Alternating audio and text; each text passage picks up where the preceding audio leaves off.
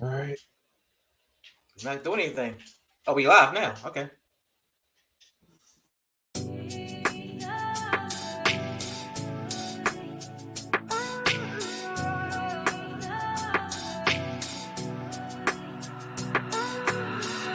You never did care for me. I was tricked, so I never leave. And I tried and I believed all the signs that you're giving me.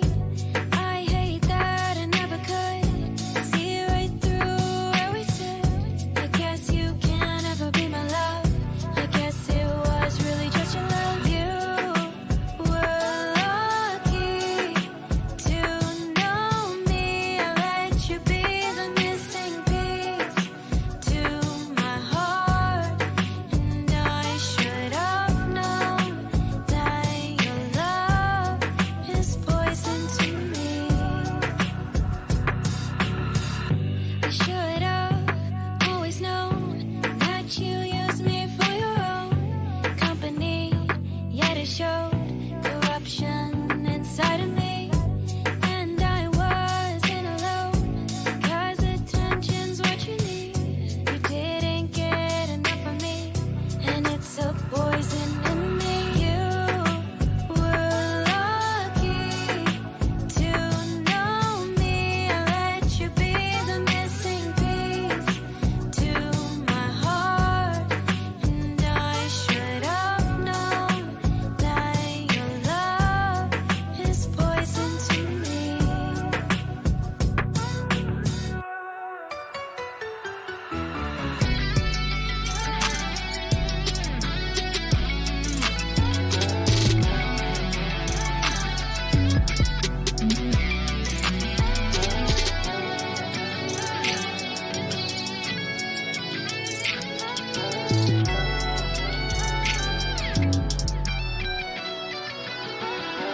You were lucky to know me. I let you be the missing piece to my heart, and I should have known that your love is poison to me.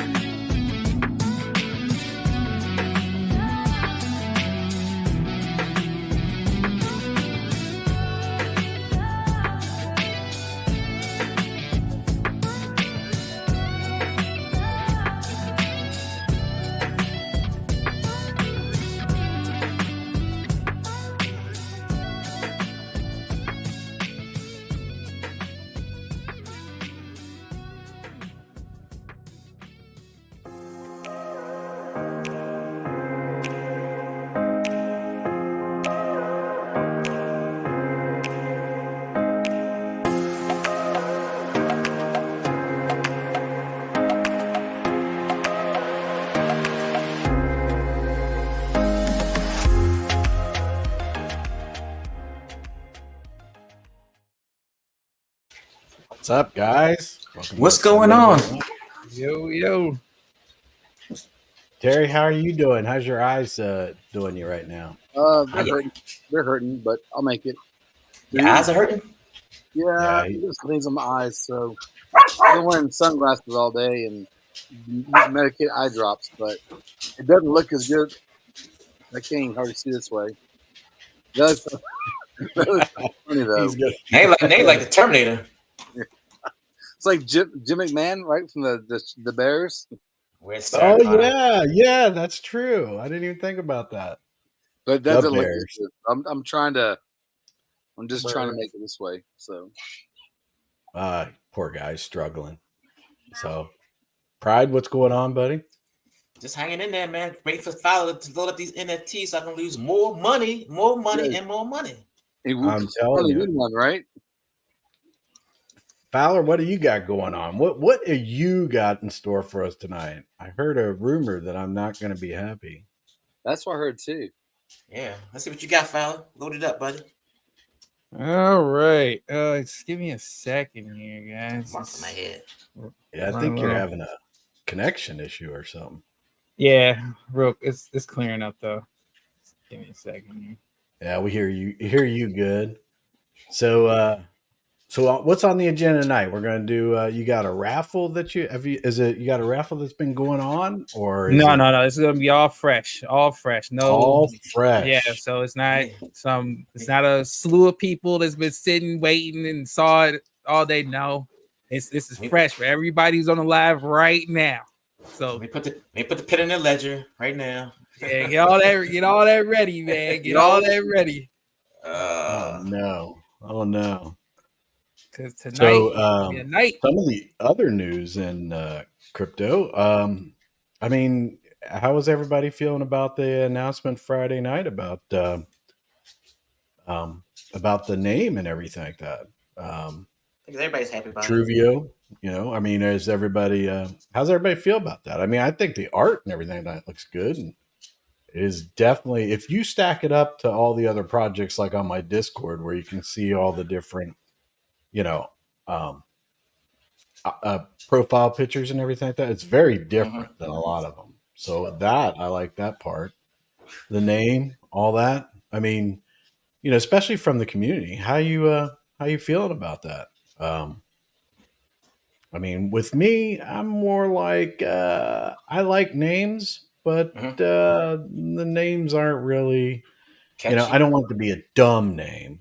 You know what I mean. So it's kind of hard because there are crypto projects out there that you're like, I have no idea what the name means, but I'll invest in it. So, I think the name's good. I like it. I just like to get the feedback. What about you guys on the panel, and definitely people in the comments, man? Let me know what you think. So, oh no, you are Fowler. You are. That's the way you want it.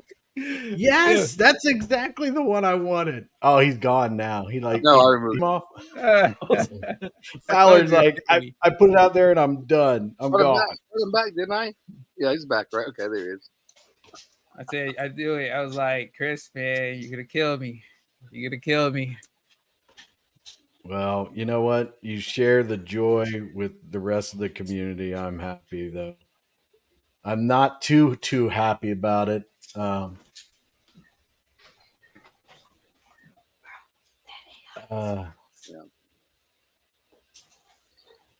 I do like the name because it's different, and Da Vinci's one of my favorite artists of all time. Yeah. And so what I really like is watching Nick talk about it. I mean, how many grown men get that excited about anything? You know what I'm saying? True. So it's the passion he brings and the joy that it brings him to bring the product. I'm excited to see what's going to happen. So, yeah. The name is, to me the name's important. Yeah. But it's really the rest of it, and so it's not like I'm 50-50 on the name. I'm just like I'm just like, okay, yeah, I can see it. Hopefully everything goes well. I'm more concerned about the DAO. I'm not concerned about it. I'm just looking forward to the DAO. And DAO's more important than the name, yeah. Yeah, to me, and maybe if there's any adjustments or anything like that, that'll be down the road or anything like that, or whatever. But the sooner it gets to a DAO, the happier I am. So, and as for the Discord and everything, I turned it back over to Nick the other day. So that's gonna feel great, right? Off your shoulders. You what? It's gonna feel great. The weight's off your shoulders. Yeah, well, it really wasn't a weight on my shoulders because it was just. It was, everybody knew it was just a placeholder. I'm just there to. And really what it was is that I felt like, and a lot of people felt like that having the Discord and being able to, people were able to speak their mind in there. And if they wanted to speak their mind, they may run across something saying something that, could come back, for whatever reason or whatever. But so that way it was like out of Nick's hands, people can go in there and as much as they could respectfully disagree or whatever, to try to make it so that they could get their feelings across. But, some people were too extreme one way or the other or whatever. But bottom line, it was just try to keep everything safe. People had a place to go for a while until everything got officially done. So, but other than that, Pride, what do you think about the name and everything? I like it, man. Something different, something you never heard of before. So it's definitely gonna separate us from everybody else. That's what I like about it. Unique. Design is unique. It has a meaning behind it. I like. So Yeah.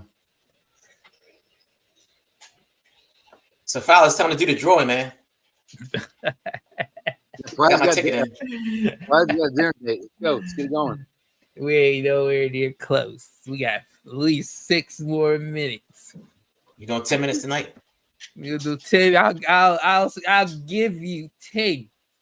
That's as much I can give you, brother.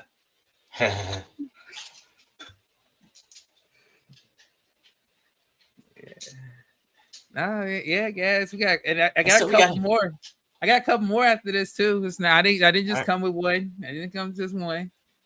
Let's see what we got. Let me do the rundown. We got Shadow X in the house. Saying what's up to everybody. Billy Ill Bello, Yo, Teddy One's here.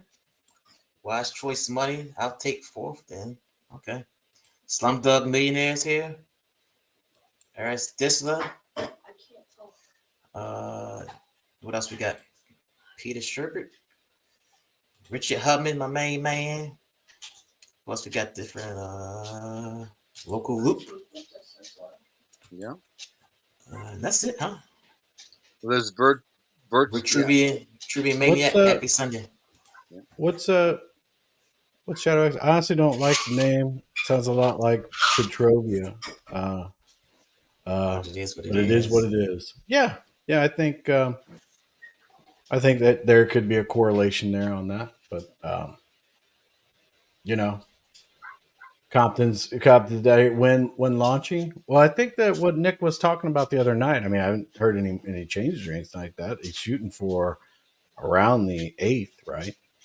I think there's a little bit of a delay with all the different negotiations back and forth and everything. So, I mean, Yeah.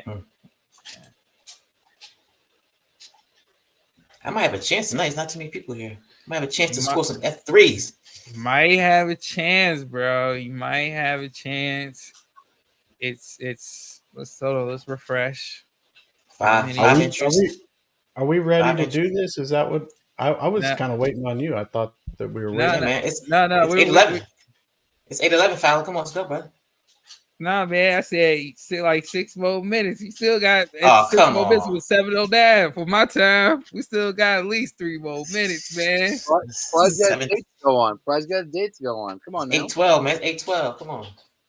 Try his best, boy. 3 minutes. It's like 8:15. 3 more minutes, man. Yeah, just 3 more minutes. Pride. Nobody coming in like that in the next 3 more minutes. Now if it jump You up got to a point. 20, You got a man, point. You got a point. if it jump up to 20, man, my bad. But I don't think it's gonna jump up that quick, man. You know what? I'm gonna keep refreshing for you. I'm gonna refresh every 30 seconds just to keep just so you know it's not shooting up.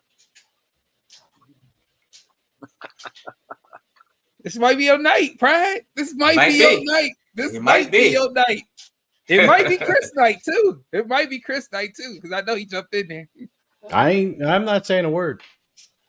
See?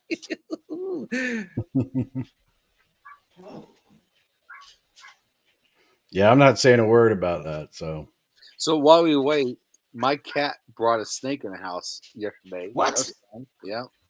What kind of snake? Garter snake, I'm assuming? Yeah, it's a little bitty snake, but still. Was it dead? With a wife and a daughter in the house, it's kind of weird. Was it dead? No, it wasn't Oh, dead. hell no. I was about to get in the shower to go to work. And I was, my time schedule's like plotted out, right? Eat, relax, then get in the shower, get dressed. I was about to get in the shower. Hey, there's a snake. There's a snake. I had to come get the snake out of the house. So I dread the fact my cat could bring a critter to my bed when I'm sleeping at night. That's kind of scary. He brought it in the bed? You what? He brought the snake to the bed? Well, no, he brought it to the by the, but it was daytime, so I'm like, don't bring that snake to my house. But you can have a snake with peanut butter. I've had Bet you snake. never had that before. Peanut butter, no. Never with peanut butter. No, You no, had snake peanut before? I've had snake, yeah. Alligator, snake. I've had frog legs. I try everything, man. It's all good. Come on, Teddy One says, "Come on, fella, let's go. Come on. That's right. Come on, let's go." Oh yeah, Hey, 1 man, minute. One Get more the time minute, going. man. One more minute, Pride. Hold on, fella. I'm feeling confident about this one. I'm like, You God, I might actually should. get this one. You should. You might actually win this one, brother. I gotta This is your manifest night. it. Manifest it. Let me manifest how it like many I did hours- the Dubai trip. How many hours Oh, that dragon take you to make that one? So I started working on this batch of legendaries we using tonight. I started last night. Probably I started about 2 hours after me and Chris got off our spaces. Okay. So I got my airdrop today, fella. Ooh, oh, you got the air dry? You like it? It's 8:15. It's 8:15. 8:15. Let's go. All right, Close that's it up. it. I'm closing it up. I'm closing up, man. I'm closing it up. Come on, Pride. Get your money in. We hope we get it, man. Mine's You're done. I got. Well, Teddy One said, "Wait, did you get Teddy One in there?" It's too late. guess it's There wallet, you go. Oh name. man, All right. I hope Teddy Said- got in there. Well, we said 15 after, so You already closed All it, fella? It's closed. As you can Okay. see, it's closed. All right, I'm selecting the winner now, man. Selecting the winner now. All right, all I got to say is you call my numbers out, or then game we're over. done. Then game over. We done. We are through. Delete. Remove. Oh. Well, Teddy One, get in on the next one, Teddy. Well, he might have. He said it was going through. Yes, he didn't get in. It was going Oh. through though. So okay. Well, I'll tell you, you might have saved some money though. Yeah, we got more. It's not the last and only. How many more do you have tonight? How about two? I got About two of them. two? So 1 and Yeah, yeah. 3/4. Yeah, I got one that needs to kind of be finished up. I don't know if I'm not gonna. You're right. I mean, it's about 3/4. Yeah, it's all the one is. It's not all the way complete. But I was gonna use it probably tomorrow or another day. I did get a notification on my phone, so I guess I didn't win this one either. Oh man. Nah, it's I'm still waiting for the gas process on the select winner here. Oh, okay. I got a chance. Come on, pop up. Oh, what's going on? You see that comment by Nanos? Oh, there it goes. I'm like, yo, what the?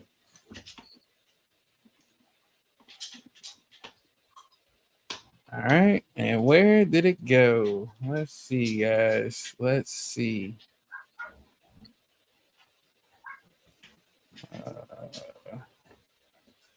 The last four is 2118.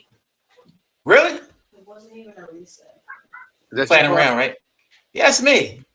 Brother, I just read it off, man. 2118. Okay, I take it. I didn't hit my phone yet. Usually get a notification. Yeah, that's a shame that Pride got kicked off the stream or Where's Pride something. go? Something Yeah. happened with him. I'm not sure. He's like he's stuck or something. I don't know. You didn't send an NFT yet, huh? So No, you can it's tell. it. You can tell if I was gonna play bingo because he didn't call the Let me numbers see. right. No, it was 2118. No, I mean you didn't say 2, 1 like in bingo. Oh, I was trying to, man. I was trying. I was gonna give Pride that, man, but he's wanted this so long. I thought I was gonna get Yeah. like some crazy emotion out of this guy. No, he's just like, all right, yeah. He's waiting to see it though. Well, Yeah, I went to Yeah. see it. You need to refresh. How you not get that transaction? I'm looking at it right here. It just said successfully transferred. Usually on like SafePal. I just smile a bit and say, "All right, I got it. Five. I got it, buddy. You got it. Yeah. He said, let me hold off the emotion until I make sure I got it. Yeah, I got it. Yeah.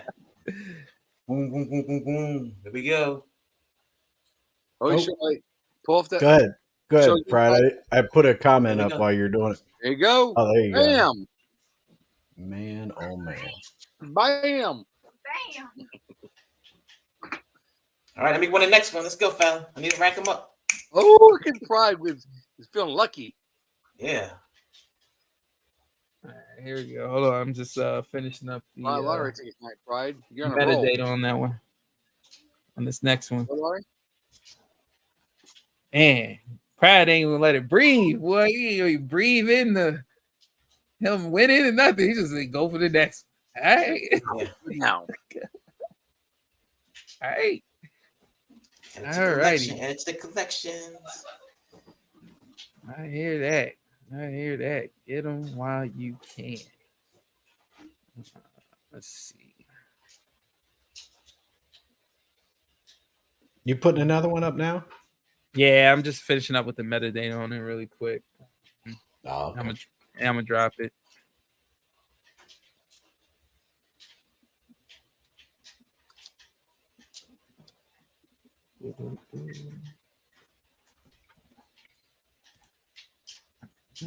Mm, All right, Teddy, one, get ready. Nothing's coming up. So yeah, this Teddy, one, you want to get involved in this one, Teddy? I think he's bringing it up soon. So yeah, this is gonna be one you want to. I think everybody's gonna want to get. Is it bigger than the last one or about the same kind of dramatic picture? It was kind of cool, man. The last one's unique. I liked it. Yeah, I could say this one's probably better. Man, oh no, it's gotta be Oh, so yeah. hard to be so good I- that you can't reach around your back and be like, yeah, it's good. I got it. Fowler Yeah, be pissing me off and shit. Hey, I told you this day was gonna piss you off. I told you you're gonna kill me. I told you. I came in saying it. I didn't make this Yeah, stuff you up. did. Did I say it. warned you. I warned you. I came in just like knew you was gonna be pissed. I ain't even had to. I was gonna forewarn you. Like, listen, you might as well be pissed now. Like, just start your pissed off right now. The starch commentary about how mad I am, right? Right, exactly. Just go ahead, just start. Because this next one's going even you about to get hotter. Oh, man.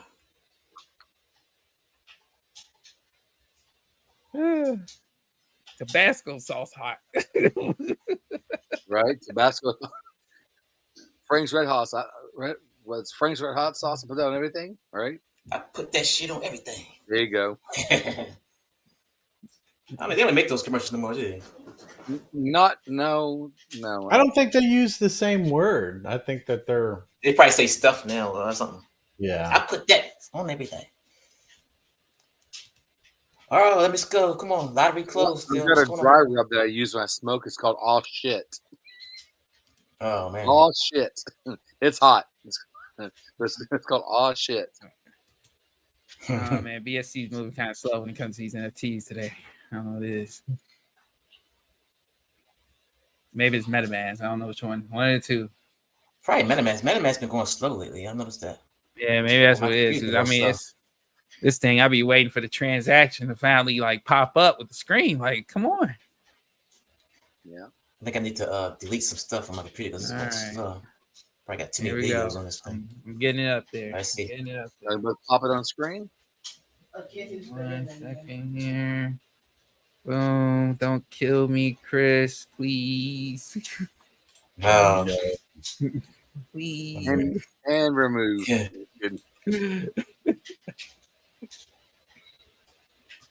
All right. I was a nice guy. I don't know what happened to him. He's just gone all of a sudden. He never comes back on the screen. Yeah, I don't know what happened to Fowler. He was a good guy. We thought it- I don't know what's wrong with him. He was a good guy, but he got booted off the stream for some reason. I don't know what happened. Oh man. Is it up there yet? Did it- Nope. I gotta no, I I don't gotta see it. I gotta refresh. Oh, there it goes. Come on. Come on, get up there. It's scared. It's scared to show the picture right now. It's scared. What is going on? Oh no. How's it going? Oh no! PC. All I see is a name, Oh, Oh no. Fowler. Don't kill me, Chris. That That's Chris. That's you, Chris. I'm Oh, I might telling have to you. resell. I might have to resell this one to you, Chris.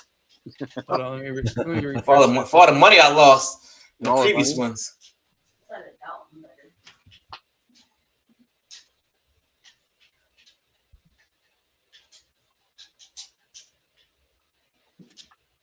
Yeah, Chevy says he's in. No, I gotta get. So how long is it gonna go? 10 minutes? That's cool, man. I think I might need to hard refresh this thing because it is like sticky.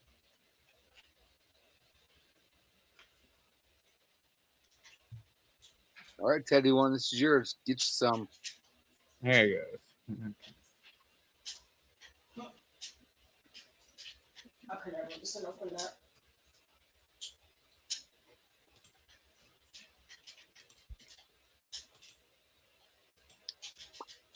Why is my RPC not working? That's weird. Right, it's trying hard. Look at that.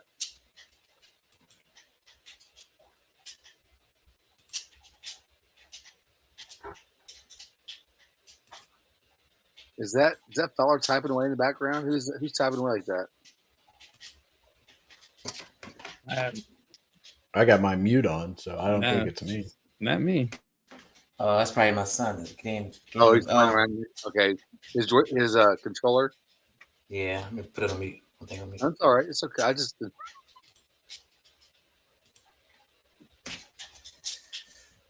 come on, let's go. This for 10 minutes, fella? How long have we been going? We were in at Rick least said he 5 can't- minutes. Brittany said he can't participate doing this today because of his family. Sorry, man.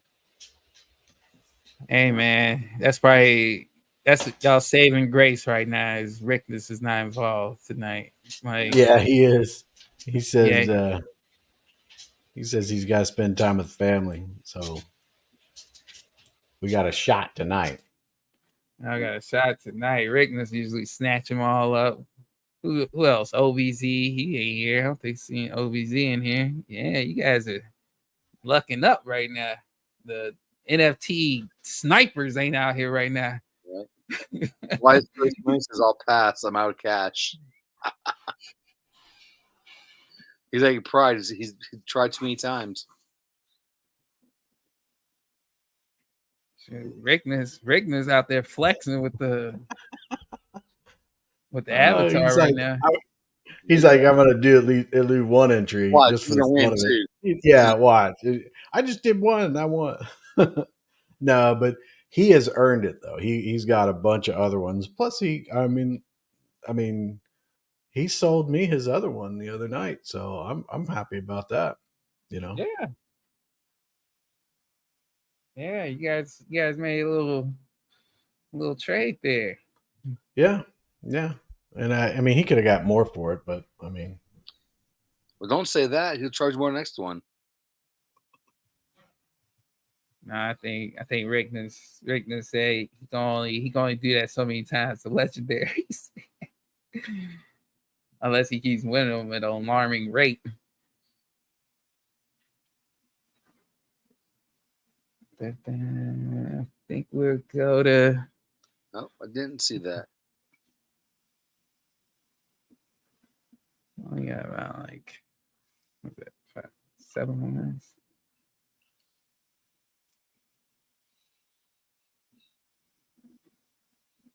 Yeah, 7 puts you about what? 7:34 or 8:34 your time, probably. Yeah. No, mine is 7. It'll be 7:34. Oh, we're same time zone. Okay. Yeah, I'm central. I'm in central.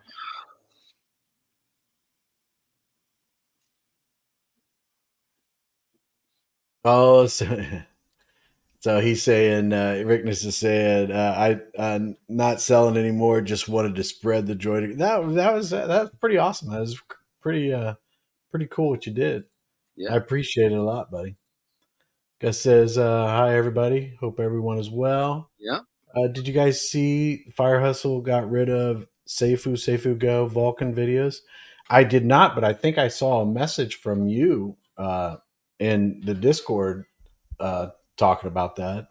And then they were talking, I think somebody brought up about deleting some of the YouTubers deleting um, their videos about Brian and all that kind of stuff. And I was under the impression, since I'm not monetized, I was like, I'm not making any money off it. So I was thinking I just want to leave them up there. But I don't know how the other. You just ain't apply for your money. You monetize, but you just haven't applied for it, right? Right, he's crossed the threshold. He just hadn't applied for it. Yeah. I'm not. I receive no money from YouTube at all. No, you've Yes. threshold. You just didn't apply for it. Yeah. Yeah, but You understand what I'm saying? no, because if I'm monetized, then I would be receiving something. I'm not receiving anything. Yeah, but you have to apply for it because you're at 1,000. You're over 1,000 subscribers. Yeah, but I'm not. That's what I'm saying. I didn't apply for it. I haven't set up anything. That they're not paying me anything. I don't want anything from them. So that Right. I mean, I don't want people to do super chats. I don't want people to do. I don't want money to come to me or anything like that in any kind of way. So Sure. Yep. Same way. All right, we have 4 minutes. All right. Oh, Teddy wants to say he got one entry in. Teddy one say he found a way. If there's a will, there's a way. Let's see.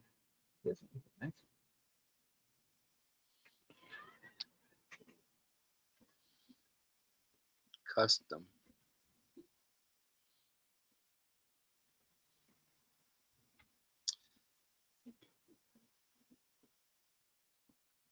This is the longest no one's ever talked on a live stream, I think, that we've been on. Oh, I get distracted. We're all looking at everything else. We're all looking at other screens and stuff. Yeah, there's different things up there and stuff like that. Jamrock says he wants the link to enter. Oh, better hurry. He's got 3 minutes to do it. Well, let me send it out. So give him some time to get there. Okay. Teddy one got one entry, and Jamrock, appreciate it, Jamrock. Custom game mods. What's up, guys? Teddy says dead air is the worst. Sorry, buddy. I was off doing something else. We were all looking at other screens. So, hey, what's up? The Buff Bros in Roblox. I think that's a thing. What's that? And my neck was Buffalo. No. He's like, I was going to super chat you 2K. Oh, well, no. Do not do something like that. Put that money in something that you and your family can enjoy. No, I don't want super chats. I don't want stickers. I don't want any of that stuff. I do this because I don't know. I guess I just enjoy it, hanging out with people and stuff like that. Right. Although the last month or so, it's been pretty aggravating, but not with the guys and stuff and people that are on here, but the outside drama and everything like that. Right. No, I think it's gonna calm down for a while. I'll be good, I think. Yeah. So what you got, Fowler? How much time you got left on this? Yeah, 2 minutes. We got to make sure Jamrock gets in there. As long as he gets in, I think everybody else is good. So, yeah, and I don't think like Kryptonians. I don't think he's monetized. I'm not sure.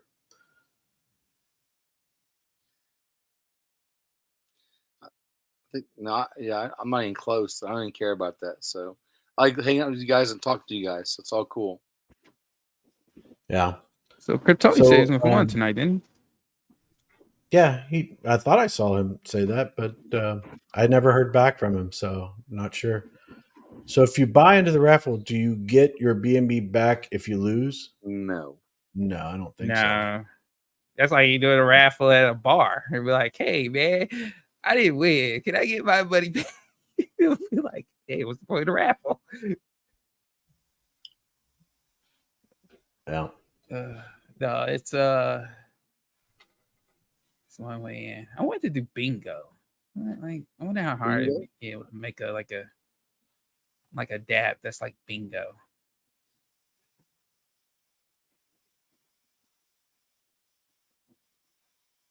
Oh, well, I could. You know what? There's a little new development with F3 Warriors actually. Yeah. We're gonna after we get through the packs, the launch of the packs and everything, these next couple of days, we're going to start. Guys, I'm closing up the raffle. We're gonna start the first progress towards our game, which will be starting creating the DAP for the crafting system, and it's going to be pretty cool because it's going to be something. It's an opportunity to pretty much create. People who have like this. Let's just say, let me make this easier. So imagine if you have this one of these commanders, or maybe it's not commanders, it'll be a minor card or a minor commander, or actually just call them just a weaponsmith or a blacksmith or something like that, some type of smith, some type of crafter, right?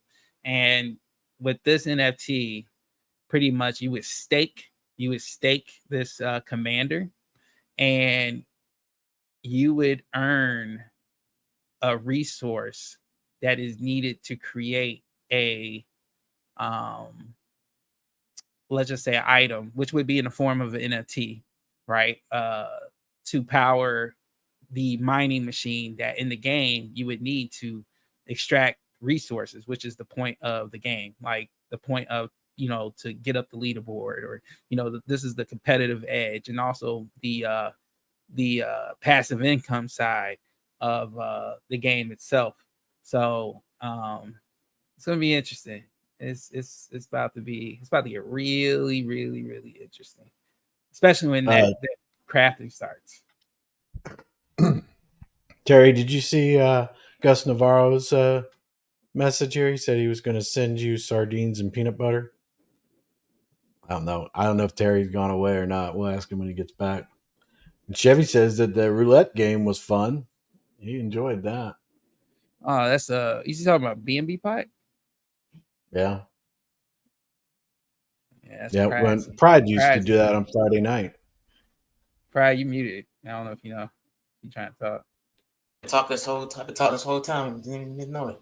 Oh, was you saying stop the raffle? Yeah. Stop the raffle. Yeah.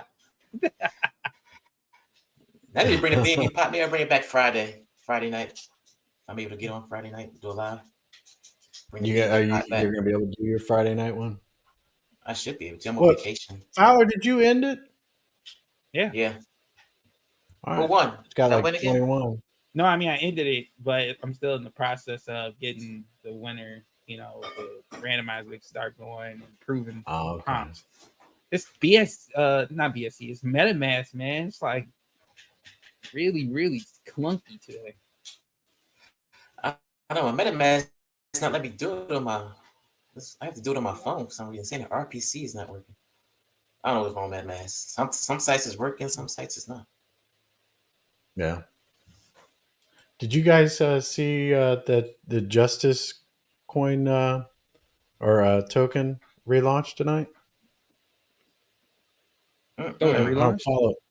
Yeah, I don't follow much on them. They did. I guess they did their migration and everything like that, and started the process tonight. So hopefully the guys are able to turn something around. But we got Fowler. You got the winner yet? What's going on? I'm telling you, man, MetaMask ain't never been this slow, but it's being slow today. Well, the screen is all. It's got the old one. It's got 10 entries, and I show on mine 21. You got 21? Oh, well, that's just because I haven't refreshed the page. I need to. Yeah, there it goes. Now I refresh the page. Now it's good. It's closed. Oh, there you go. But I'm Oh, just now I okay. got zero, and I got 0 entries now. All right, there we go. So it went off. It did the win. And who is the winner? Let's see. 2118.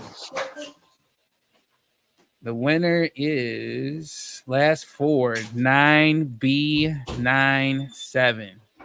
9B97. Anybody? Who is that? Who is that? Announce yourself. 9B97.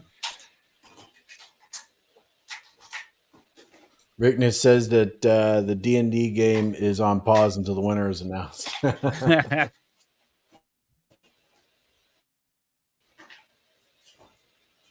wonder if there's anybody there. No, I didn't see anybody yet.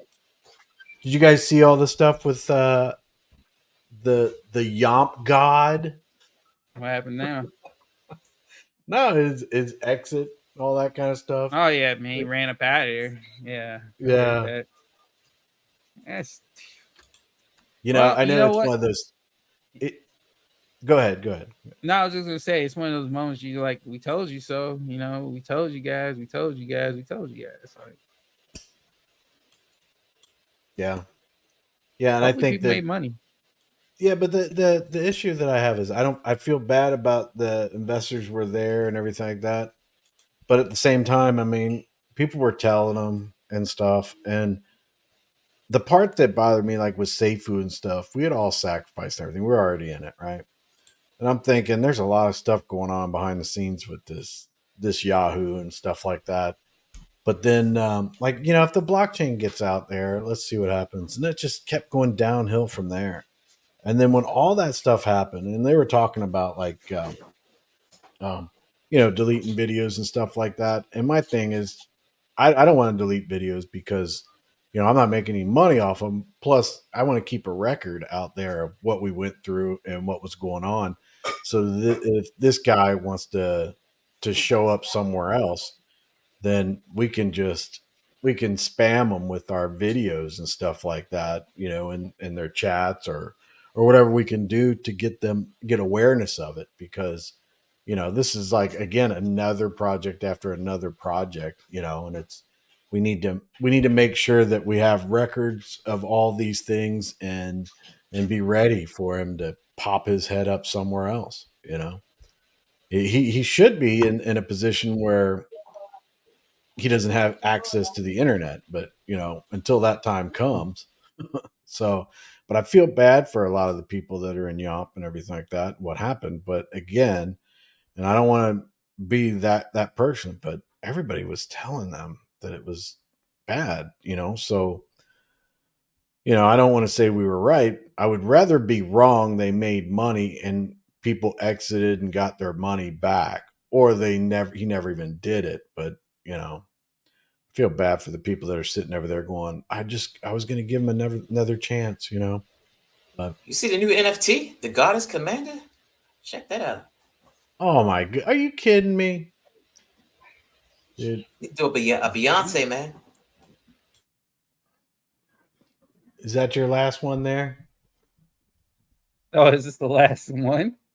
Oh yeah, I thought you said you were going to do like just a couple or something like that. Yeah, this is pretty much the last one that I have like finished and ready to go. Yeah. Oh man. Yeah. So she got no armor on or nothing. Check that out. Shadow X says Brian will be getting ready for prison soon. He feels it. Custom game mods. That's what I'm saying. That's my concern. Is he says BL will be back. My concern is if he comes back, then I want my YouTube channel to be a database of all the, to easily reference to be one that you can see it happen in real time and everything like that. And then, because I have no plans to do anything different with my YouTube, but what we're doing right now. He's probably spending our money. There's so many things I can't put up here, buddy. I Oh man, you're even a mod. You should even know. Hey, you should probably take your own stuff down. What's this field trans- I should probably read your stuff first, but you probably don't mean it for all that. I hope so, Shadow, because like Chris just said, he pops up somewhere else. You know, he's addicted to scamming. He's a serial scammer who keeps running free. Yeah. Oh, look who's here. Remy's here. Oh, my boy Remy. We ain't sneaking here. He didn't even said that. Oh, he just said young. Okay. What up, bro? Yeah, they what happened with Yomp? Well, he's basically rugging it, basically saying that, you know, it's gonna come to an end in like what, the next 2 weeks or something, was it? Yeah. So, and while he's doing it, he's, you know, he's making his profit and everything like that. Kadeem Singh's Kadeem team. Want to remind everyone to swap BUSD to something else. Yeah, When I is think that? that they're saying that'll end in February of 2024. So BUSD? BUSD, yeah. There's a whole article on Wow. it. I saw it. Man, BUSD. Take me down. Well, I don't know if it's completely ending or if it's like they won't be recognizing it anymore. Binance or something. I think the article is in here, so I'd have to bring it up. And everybody, let me see if I can get it. Here it is, right here. So let me see if I can grab this, and I'll put it in. This is the announcement. See if that works. Hopefully, people can see that. Um, what's up with this community? It has so much drama. I can't look away. Yeah, right. Ain't that the truth? Rickness says he's got the bounce. How long until announcement? 15 minutes. So how long you got? So I was gonna do the announcement at 7:50 my time, so what, 8:50 your time? Or you 4 guys minutes. on East Coast? 4 minutes. 4 more minutes. 4 more minutes. You in this one, Pride? You in there? Yeah. You muted. I don't know if you're saying I got it. I'm here. I got 2 So tickets. what's custom gaming says 27 cents and the 24-hour volume is 852. Man. Wow. Let's see. Exactly, Gus. And then I saw a comment over here.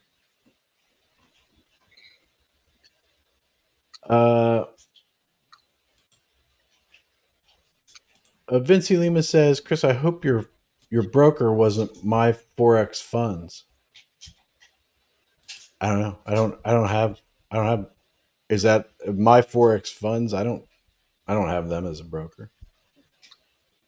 I wonder if something went on. I haven't looked at anything because of the holiday, so everything's shut off and everything's turned down. So I'll have to go check that out.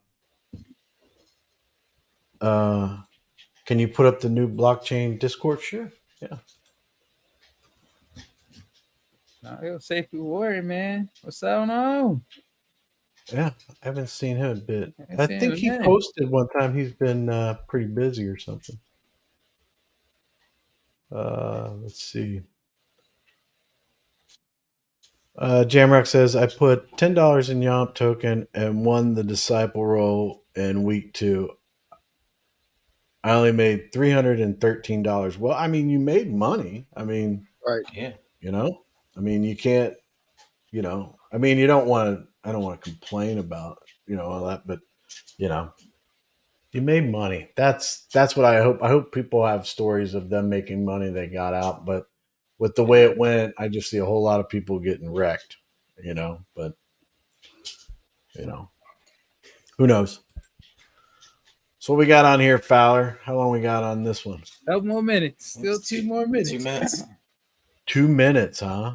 Whoa. It's a lifetime on air, isn't it? Yeah, Mhm. it is. That one This looks is the last one, right, Pal? Yeah, it's the last one, guys. It's the last one.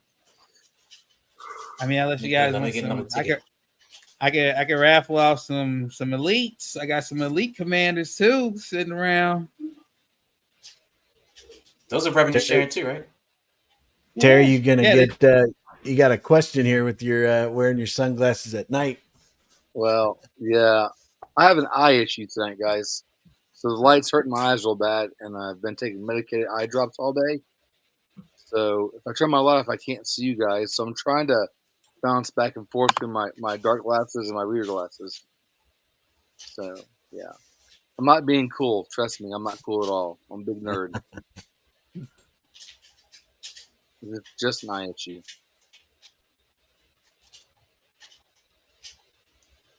Upbeat. Are you talking about my Forex funds? They were shut down. Is that who you're talking about? Yeah. Forex reminds me of the way that Forex was in the early days, and they still have issues and everything like that. It reminds me of crypto. They all seem to have some type of issue. I remember when what was it? FX. I forget which one of them was. It's been a long time ago, but they were like they would never fail, and sure enough, they. anything that says it's never gonna fail is destined to fail. Yeah, that's what I always thought. I was like, all right, so. And I mean, I don't even know how they have such issues. I mean, well, I guess I do. Yeah, FX Daily. I remember FX Daily and all that stuff. But All right, Oh, 750. whoa, Shut it down. whoa. Yes, my friend lost 230,000. Wow, Wow. that's big money. Sheesh. Man, Yeah, I'd be going crazy. Vinci, I've always been under the thing with my Forex account. I always leave it at a certain. I have 3 different accounts. I leave them at a certain balance, and I move that off the brokers. I never leave that much on there. But I mean, they may have had something different going on. I don't know, but man, I feel for them. That has got to be devastating. That's a big chunk of change. Yeah. Yes, it is. Especially when it comes to those brokers and stuff. I mean, they're just like central exchanges. They're like, it's our money, not yours. We'll give it to you when we feel like it type attitude. And you're like, oh, Oh, you know, it's 8:51 or 7:51. Oh yeah, I've already I closed it down. It's just All right. selecting the winner selected right now. Slumdog Millionaire says Brian is done. He has screwed too many people.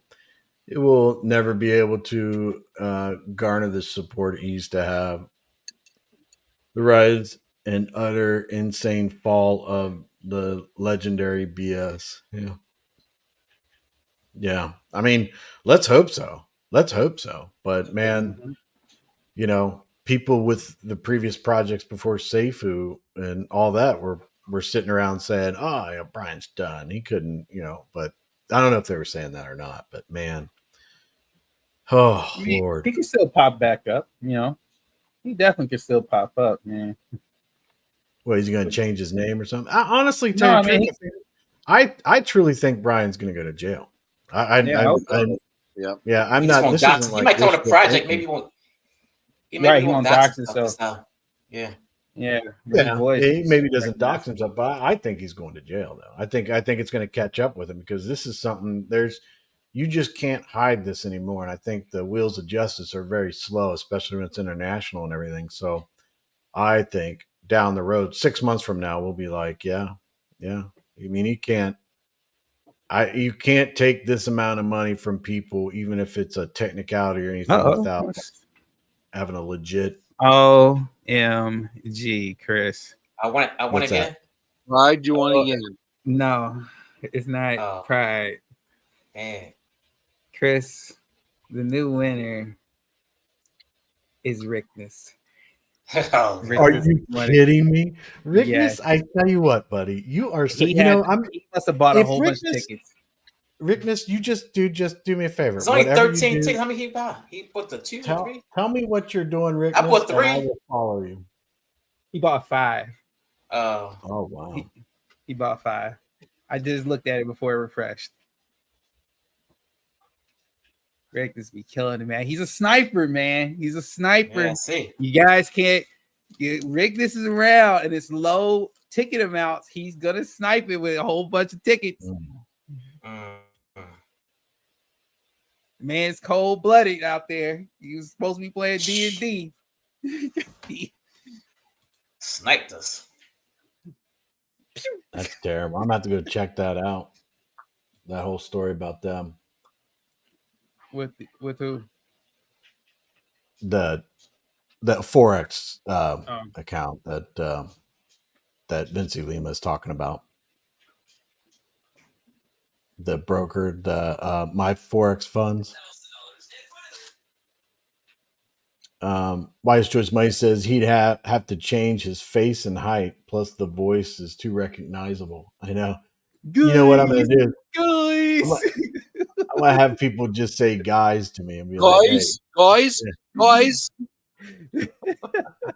Guys, just no, guys. I would never do that. should go back to singing and cooking." Don't even get me started, man. Remember that one night when we played those songs? That was brutal. My ears were hurting the whole time. That was a brutal night. Yeah.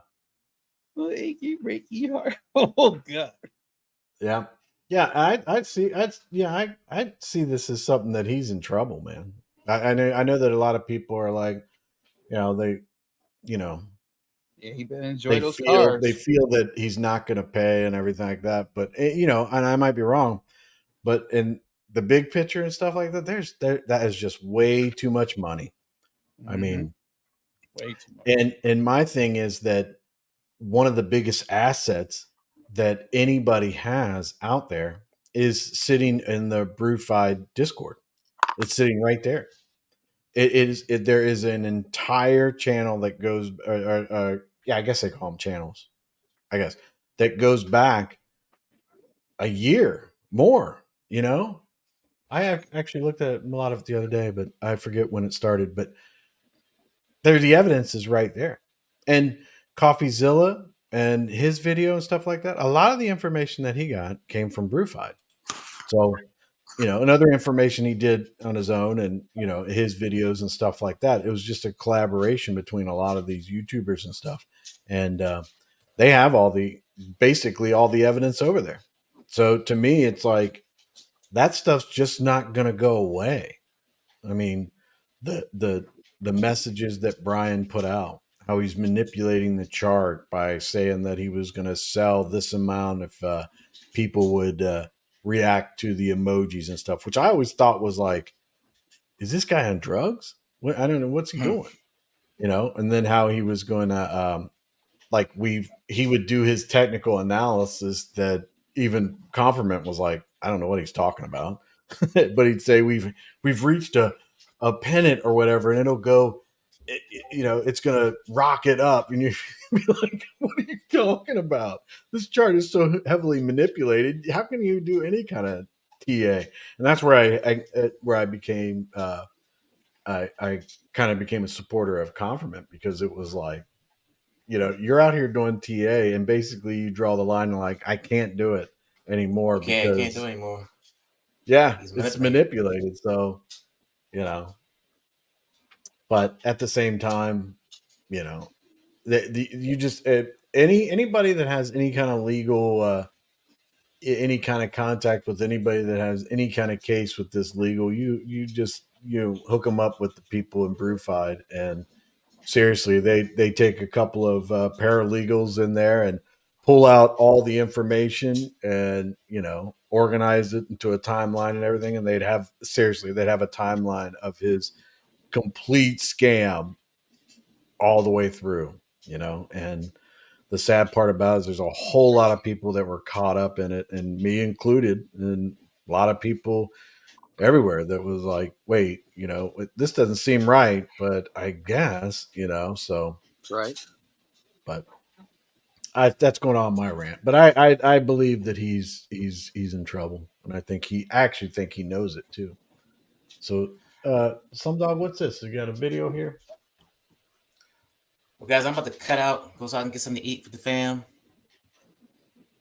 Oh, Yeah, see man, you you can guys. celebrate that NFT, man. You got it. Tell Yeah. you guys got the Crystal Dragon, man. yeah. Yeah. At least I I'm got not one, mad man. at- At least I got one. So And don't forget to put it on your avatar. Thank you. Put it on your avatar on your Discord.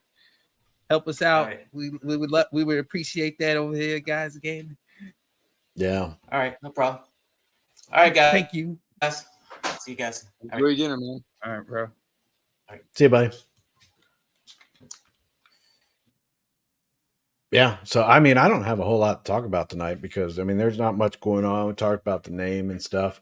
What do you guys think about coming into the next week?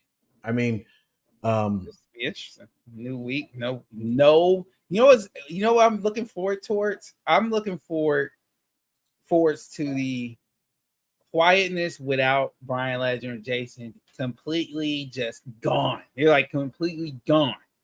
Like, Yeah. don't touch it. Don't nothing. You're dead. Yom's dead. There's no Brian Legend anywhere close at all. Right? Like, if he's doing anything, he is doing it as a complete crypto investor. Okay. And I think that right there is it will take away a lot of toxicity that I think most people have been used to dealing with day in, day out. When it comes to us investing in all this, and now that we know the blockchain is, it has new life. I was sharing in the text message with the guys, and I was like, some people have, you have people that do like everything, and you have people that don't like what's going on. But the reality is, I showed you guys that tweet that Nick put out, and I circled on there the engagement, the amount of impressions that is gained, is grabbed.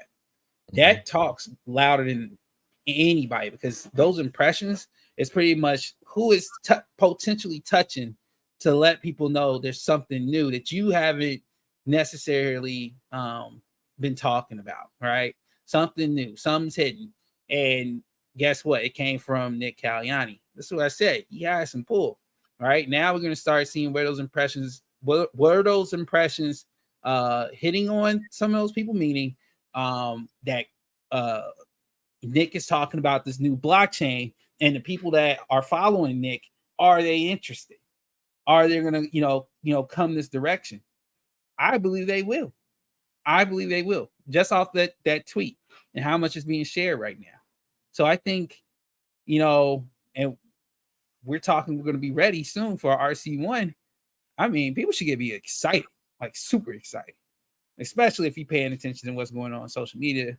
And that's just Nick throwing out a tweet. We're not even talking about anything else when it comes to getting everything, awareness out there, what's going on as far as Nick and the blockchain, and the potential of people coming to invest in the blockchain.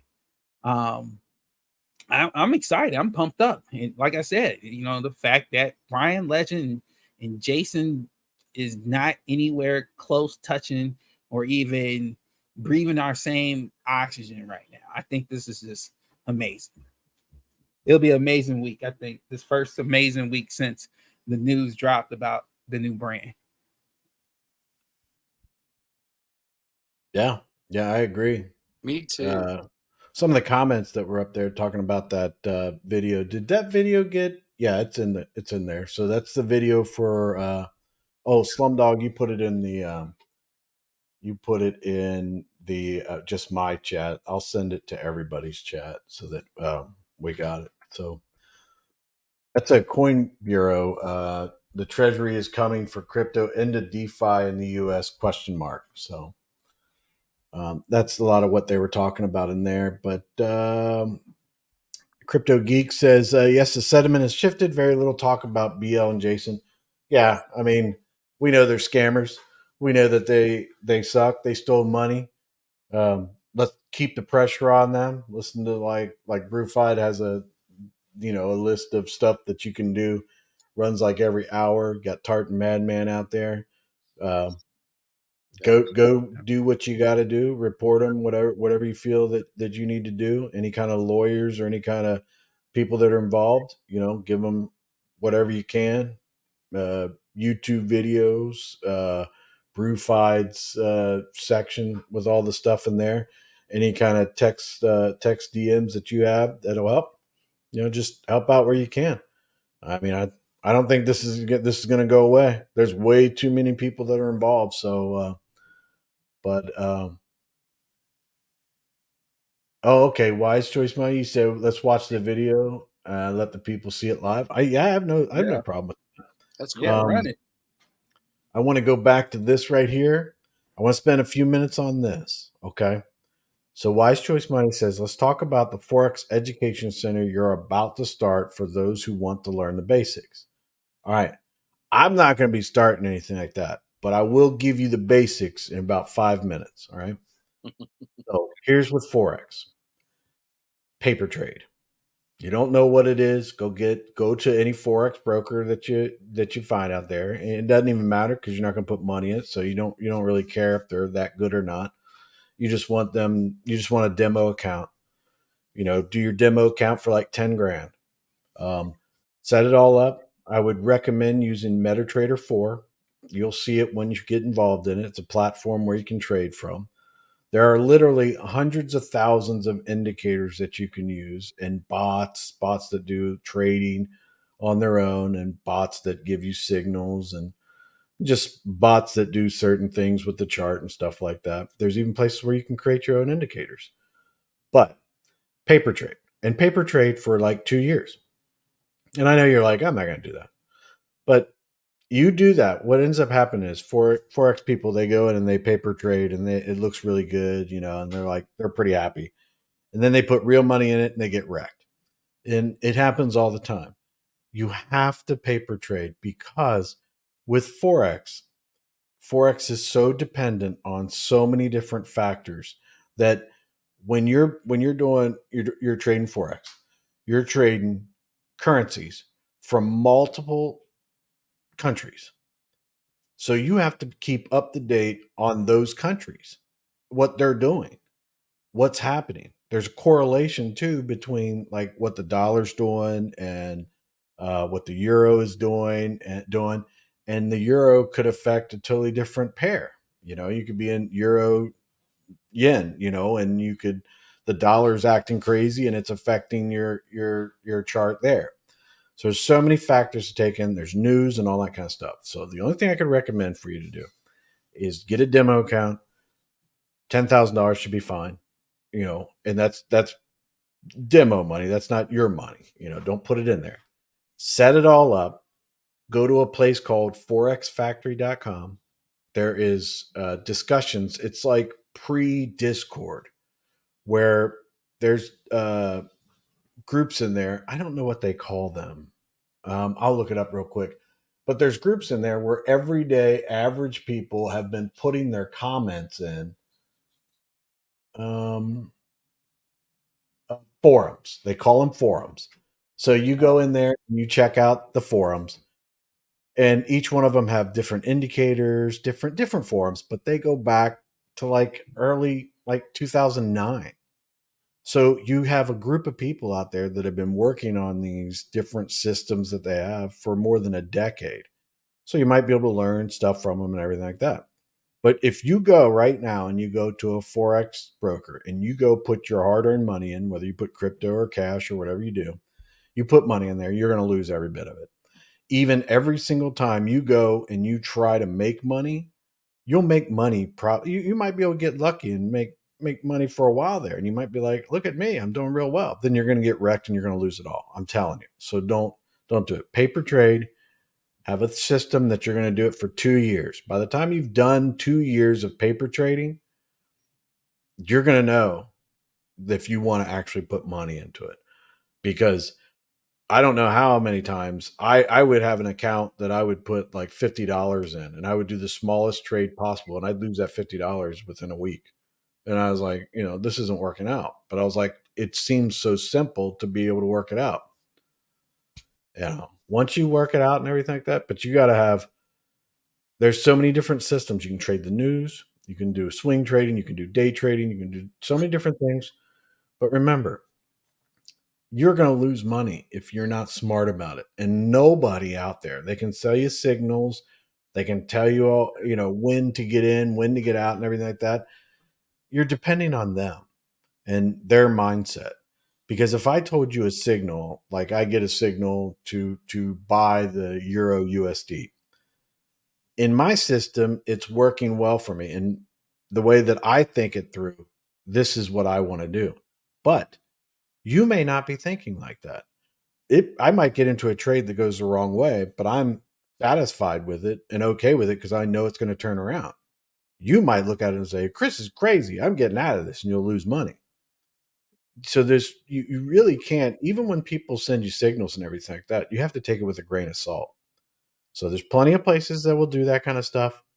Listen to them and all that kind of stuff. But you have to, no matter what you do, where you get the signals, indicators that you have, if you like to day trade, swing trade, news trade, trend trade, all those things, you have to come up with your system that you feel comfortable with and not listen to anybody else.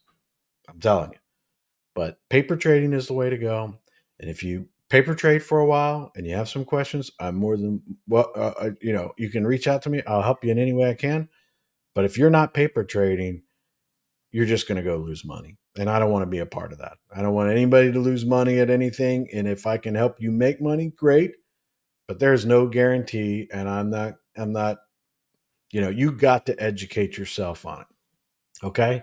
So that's the issue that I want to make sure that everybody's fully aware of, because the problem that we have is that some people think it's like super easy. And then if I don't send you a signal, or someone doesn't send you a signal, and you think that this is a good trade and you're like, oh yeah, I'm going to take it, and you get wrecked, you'll be like, wait a minute, I don't know nearly as much about it. Look, I've been trading Forex for more than a decade and I don't know anything about it. So I'm not an expert or anything like that. I just know what I do works well for me. It's just like you should come up with your own system and see what works well with you. But don't do anything until you actually can you paper trade and get a good understanding of what you want to do. But I'll stop boring you with all that. But just remember, this is the key. People are going to tell you what you should do. Don't listen to any of them. Paper trade, you can just wreck the account. Just make mistakes. Then go back and get some more, refill your account. Do some other things. Figure it all out. Get all of your questions answered while you're paper trading. Do it all. And you can come up with a decent system. And I would look at it and be like, are you nuts? You're going to lose money in this. Be like, no, I've been doing it forever. One other thing that I think people don't understand, and we never talk about, is that the global markets are very different all the time. So what people used to do is be like, oh, well, last, August, September, and October, this is what the market was doing. Don't listen to that stuff. Things change all the time. COVID taught us that you can't predict any of it. So don't listen to that junk. All right. You come up with your system, get your indicators, the ones that you like, your system, check the news, all that kind of stuff, and come up with your own system. But paper trade. All right. So let me see if there's a couple of questions. I don't want to leave them hanging, but I want to show this video we were talking about. I paper trade with Webull. I'm up over 700,000. That's awesome. That's great. What I would do is, if I was in that situation, I'd go off and maybe do like $100, put in a real account and do micro pips or something like that. Do a couple micro pip trades here and there and follow that system that you have to see what works over there. If it's not going the right way, then no, you're not going to put more money into it. See, in Forex, you have micro pips, you have mini pips, and you have pips. And whatever you trade with, that's the amount of margin that you're going to use. So you can go over there and you can use a different amount. Now, if you wanted to get into a higher pips, then you need to have more margin. So you'd have to have a larger account. But there's nothing wrong with having a real small account, like a $100, $50 to $100 account. I have several of them. I still do because I try different things with it. So they go up and they go down, and then I figure that it's not worth it, so I just leave it in there until I figure something else out. But I wouldn't make that jump. I wouldn't make that leap until you're pretty satisfied with all that. This thing's right in my face. All right. What's that site again? Are we talking about Forex Factory? Yeah, it's Forex Factory. Let me get to the homepage. Yeah, it just comes up forexfactory.com. They're people just like you and me, man. They've been there for years. If you go into the forums area, first thing they have is they have a calendar up there so that you can check out what news is coming up.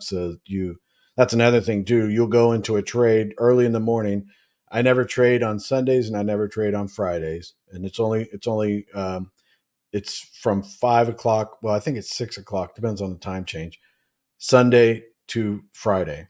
So they don't trade over the weekends. So then there's a whole forum in there where, like, if you go in, you can pick any of trading systems. You go or trading discussions. There is one, Trading Made Simple, that has 142,000 replies. Let's see here. Let's go here, and the very first post on this forum was April 26, 2011. So there's a whole lot of people out there that have been where you are, and they kind of know what they're talking about. You can learn. You what, buddy? I'll pull up Gus's comment. Can you answer that for Gus? Yeah. Let's see. Why Forex, basically? Over other exchanges? Yeah.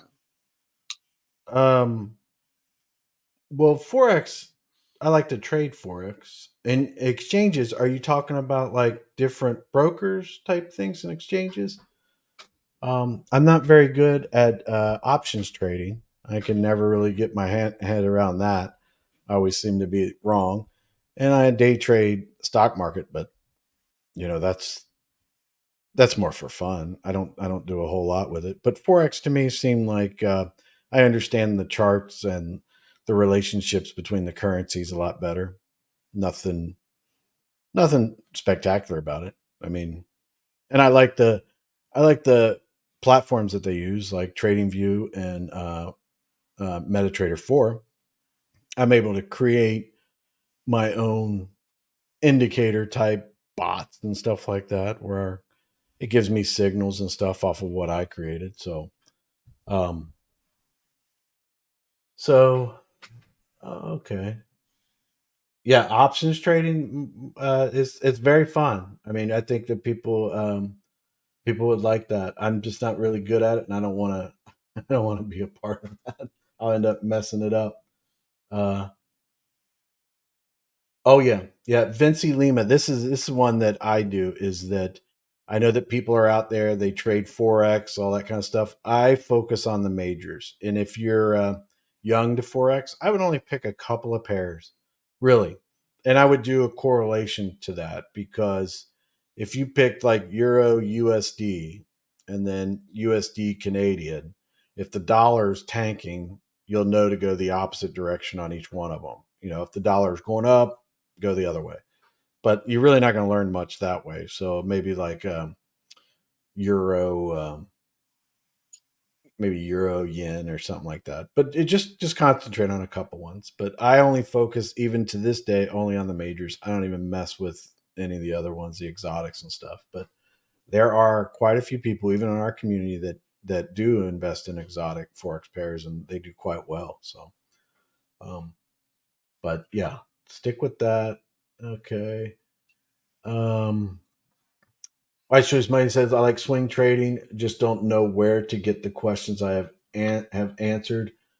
Drop the form link, please. Yeah, you'll find out a lot there. Swing trading is really good because I follow a trend. I follow overbought and oversold indicators and news.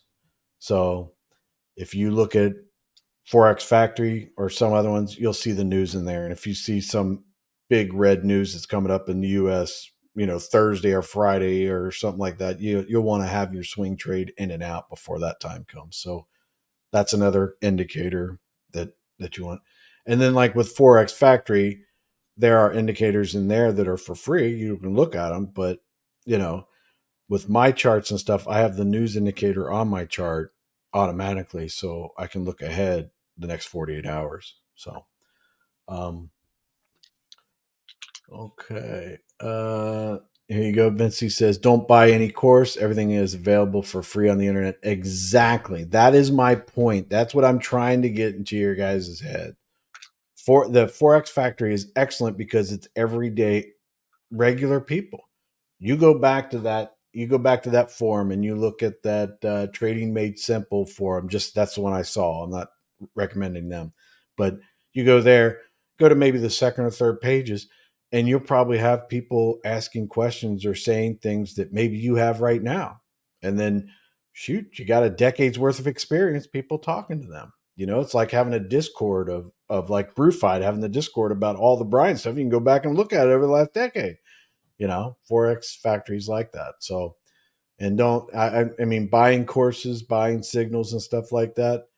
I mean, unless they're telling you specifically when to get in and when to get out, and you can sit in front of your computer, and even it's tough for them, because could you imagine? I mean, I think it's tough for them because they could put out some really solid, good signals. And then if people aren't taking them when the time comes, if they say, hey, you need to get out of this, it's going the wrong way, take your profit now. They send a signal saying now it's time to settle your account or close all your trade.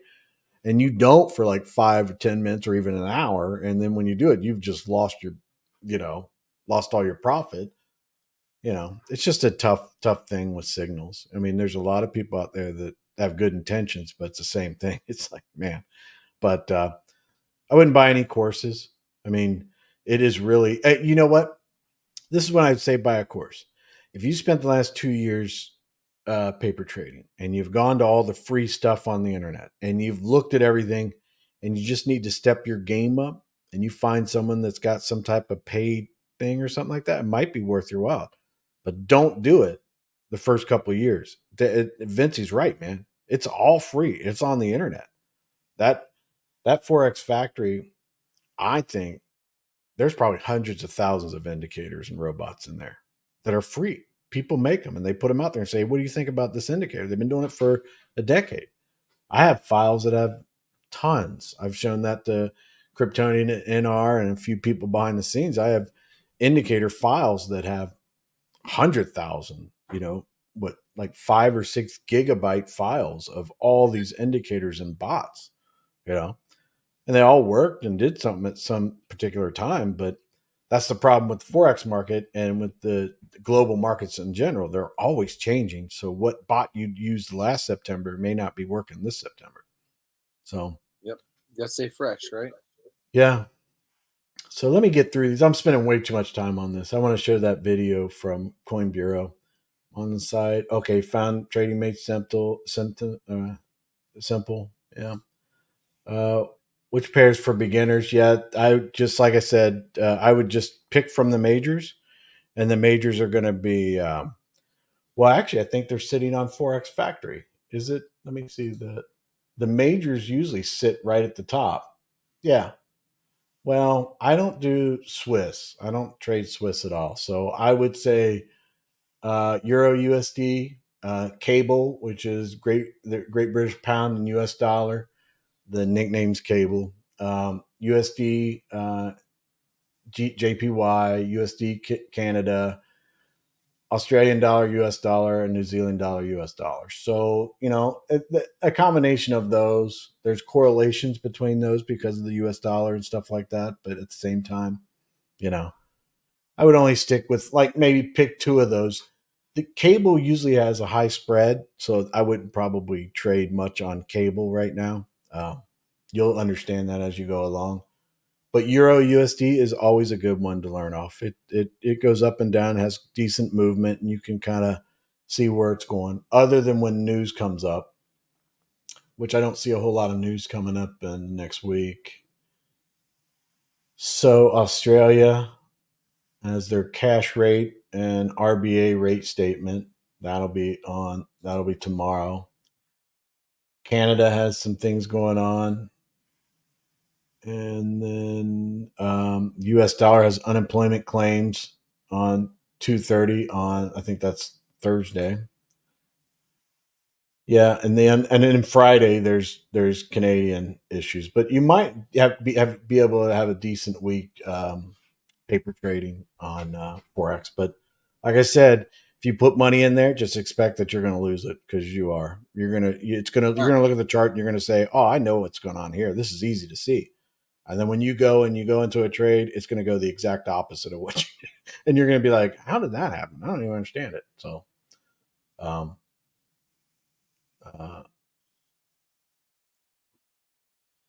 Vinci Lima. Is that Lima? Vinci Lima? Am I pronouncing it wrong? That's how I'd say it. Lima.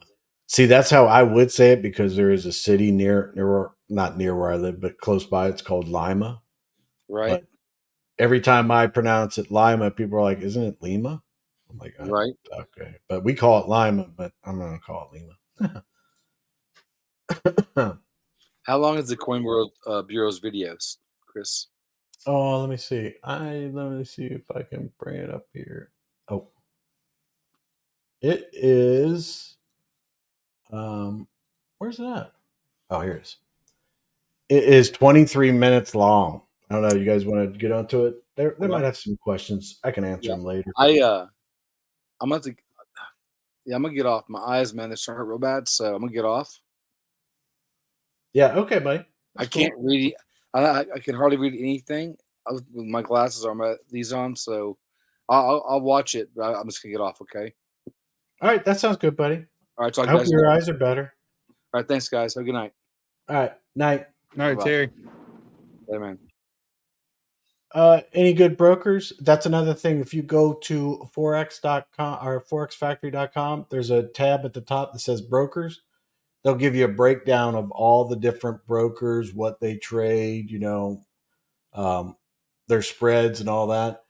I did see that Vinci talked about. I think the only thing to be concerned about with Euro USD for beginners, a Euro USD I think is great. Cable, I think that their spreads are different, and I don't think people realize that. So you might run across that on your paper trading, going, "Wow, I'm spending a lot of money in spreads." So, but just check that out. But paper trading is definitely the way to go, I think. All trading money is bank money. Once it's in, it's gone for good in my book.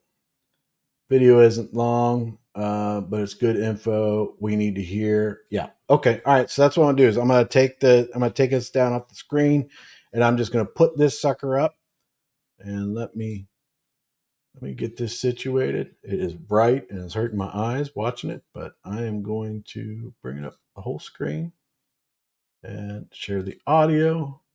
I'm gonna share it. I'm gonna bring it down, get rid of this stuff. And I will mute us and we'll just play this so that everybody can hear it. At DeFi protocols to collect KYC on all their users. Obviously, it'll be impossible for them to comply with these regulations. And if that wasn't bad enough, these regulations target crypto wallets, stablecoins, and NFTs too. Today, we're going to tell you where these tax regulations came from, which crypto niches they could affect, and what they could mean for the crypto market when they come into force. Back in the summer of 2021, US politicians began the approval process for the now infamous infrastructure bill. Buried in the 2,700 pages of the $1.2 trillion spending package was a series of provisions for the crypto industry, one of which related to the definition of broker. Now, for context, a broker is any person or company who facilitates transactions between buyers and sellers of any asset. The infrastructure bill proposed expanding the definition of broker to include crypto brokers like exchanges, which makes sense. However, the wording of this provision was problematic.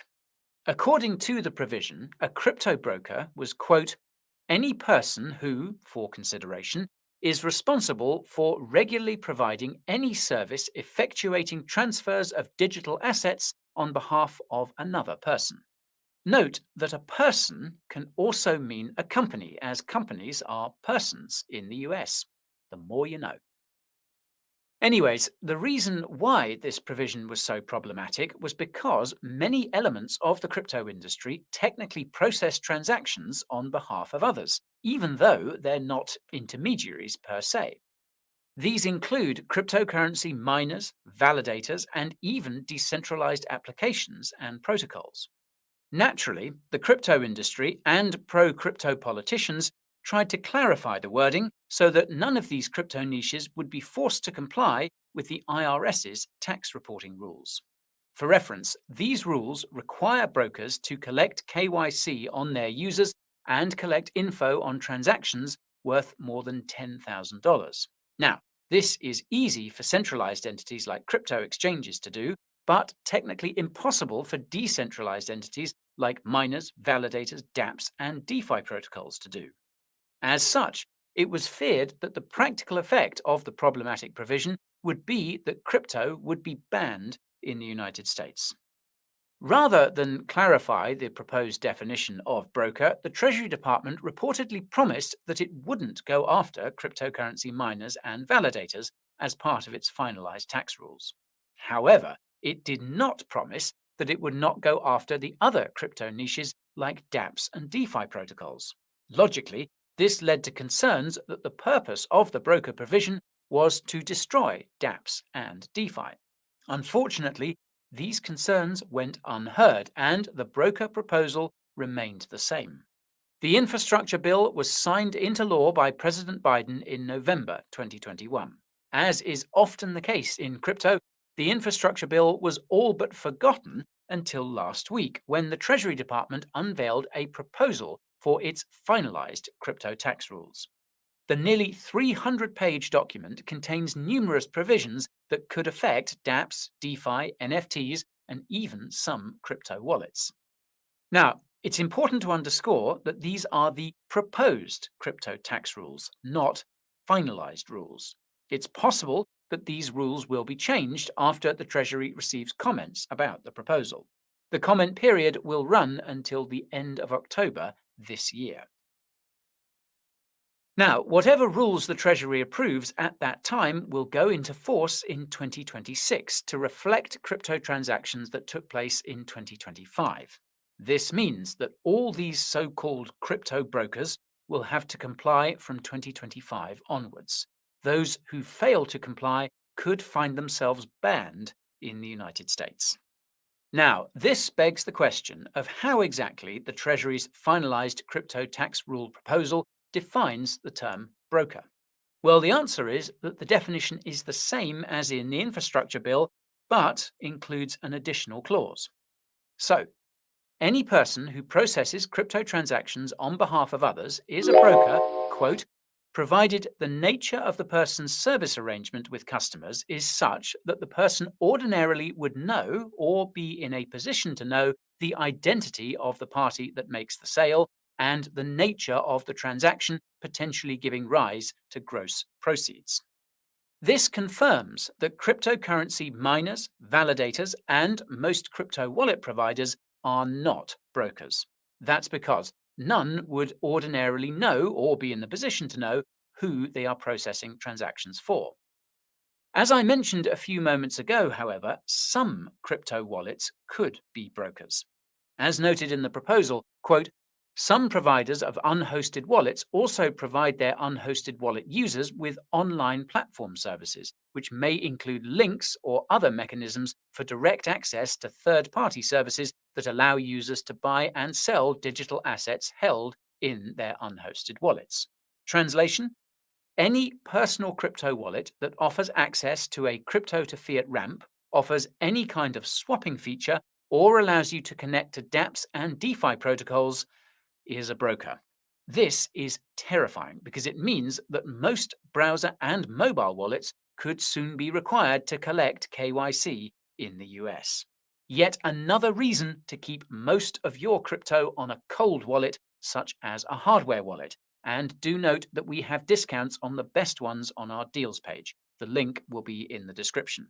Anyway, shilling aside, what's even more terrifying is that the Treasury's finalized crypto tax rules could even apply to more centralized cryptocurrencies, namely layer 2s. That's because the proposal notes that anyone who can modify the parameters of a crypto project or protocol are able to collect KYC for tax purposes. As pointed out on Twitter, or rather X, by a crypto sleuth named Spreak, the Treasury's wording around this ability to modify parameters means that, quote, anything with a multi-sig wallet is a broker and is required to add KYC. Consider that most Ethereum layer 2s are controlled by multi-sig wallets.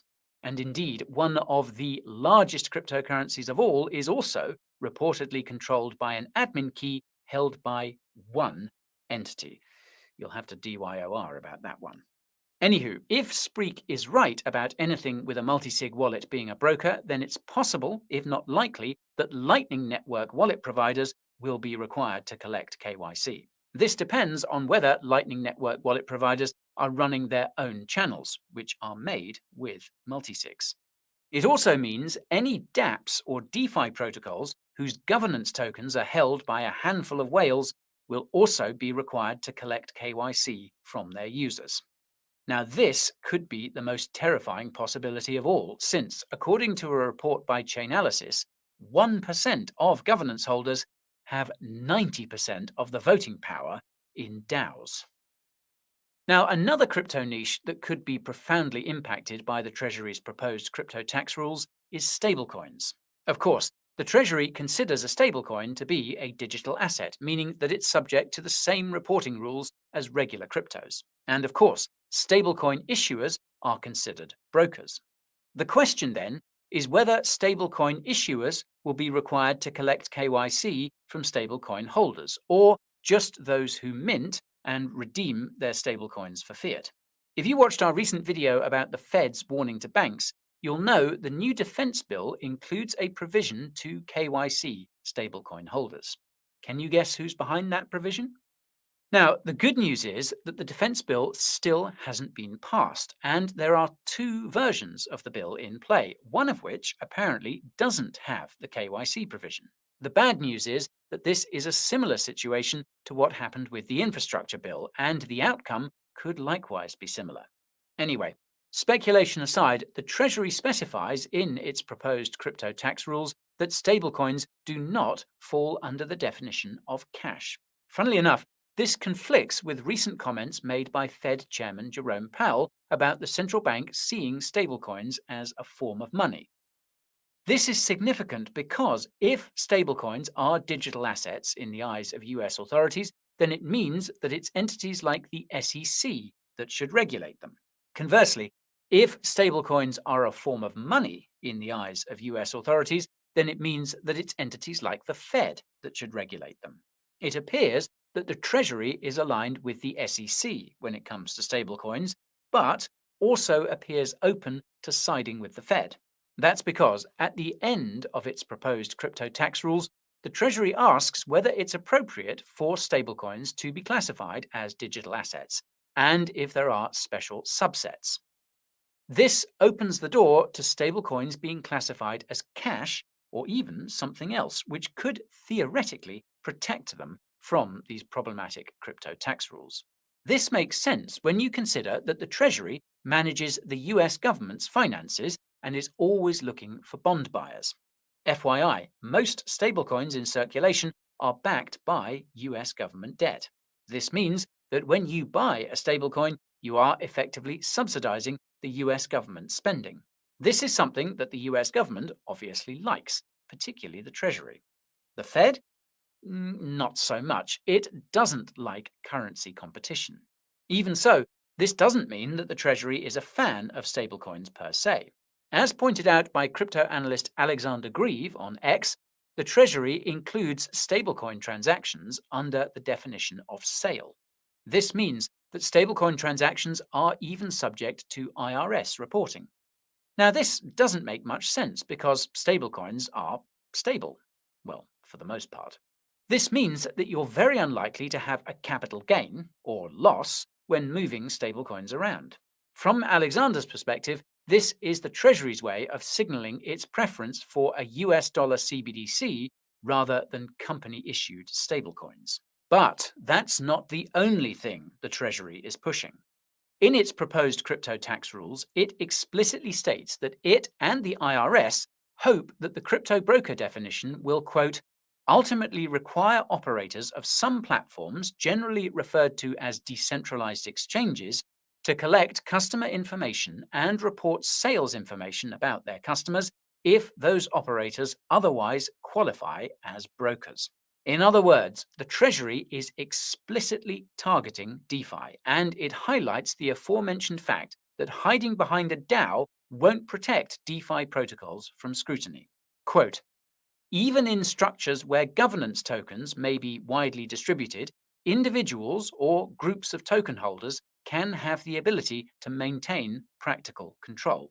Now, for what it's worth, the Treasury admits that it doesn't know what maintaining practical control means in the context of DAOs, and is open to comments about where that threshold should be. It also asks whether the aforementioned use of private keys, multisigs, has any bearing on practical control. Now, make no mistake, whatever the Treasury decides on these issues will quickly find its way to other countries besides the US. That's because the Treasury has been working closely with the Financial Action Task Force, or FATF, on the latter's so-called crypto recommendations, and even cites them in its proposed rules.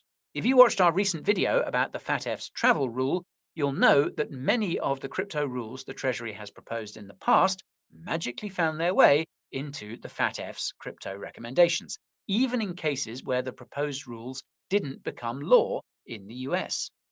One such rule is the requirement to provide detailed information about crypto transactions between crypto wallets and exchanges, something that was proposed but not implemented in the US. The Treasury also wants to lower the IRS tax reporting threshold from $3,000 to $250. If this sounds like a slippery slope, well, you're correct. The purpose of the FATF is to gradually make it more difficult to engage in crypto activities that don't require an intermediary, and to label all non-intermediated crypto activities as high risk. Again, these orders seem to be coming from the Treasury. On that note, among the questions the Treasury asks is whether it's possible for non-custodial wallets to help track the prices and times at which coins and tokens in the wallet were sent to or received from brokers. This is overkill, considering that this information has been collected by the brokers already. The Treasury also asks whether it's more appropriate to analyze wallets from a wallet perspective or from a crypto address basis. This sounds like the Treasury is considering labeling any wallets that have interacted with certain crypto addresses as brokers, regardless of their control or functionality. And as it so happens, the Treasury recently sanctioned two of Tornado Cash's developers after a federal judge ruled that the sanctions on the privacy protocol were justified. Notably, the judge confirmed that Tornado Cash is classified as an organization, setting a precedent for similar actions by the Treasury. This is scarier than you might think, because Tornado Cash was completely permissionless. Its developers had destroyed the private keys in May of 2020. Not only that, but the privacy protocol had a built-in compliance tool that would allow users to prove the origin of their funds if asked to do so by authorities.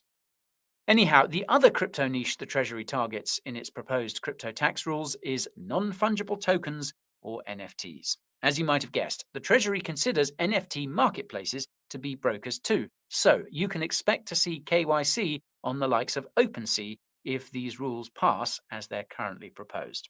This is actually somewhat unprecedented. If you've been keeping up with our coverage of crypto regulations, you'll know that NFTs have often been omitted, even by the likes of the FATF. The Treasury's change in tone could therefore foreshadow a similar change in tone at the FATF and elsewhere. Speaking of which, the SEC recently issued its first NFT-related enforcement action. Now, this is surprising because the SEC had previously approved tokenized art offerings. Now it looks like NFTs of all kinds could be securities. So, this begs the question of why US authorities have taken such a sudden U-turn on NFTs. Well, the Treasury reveals the answer in its proposed crypto tax rules.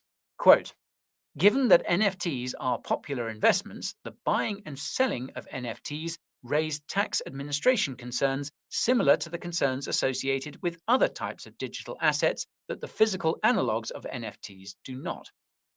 The Treasury also adds that NFTs are much easier to move and trade than fine art, and are also capable of evolving to become more than just collectibles. For instance, some NFTs could someday be used as a means of payment. There are already some protocols that allow you to use NFTs as collateral for loans. Fortunately, the Treasury doesn't seem to be interested in going after the creators of NFT collections.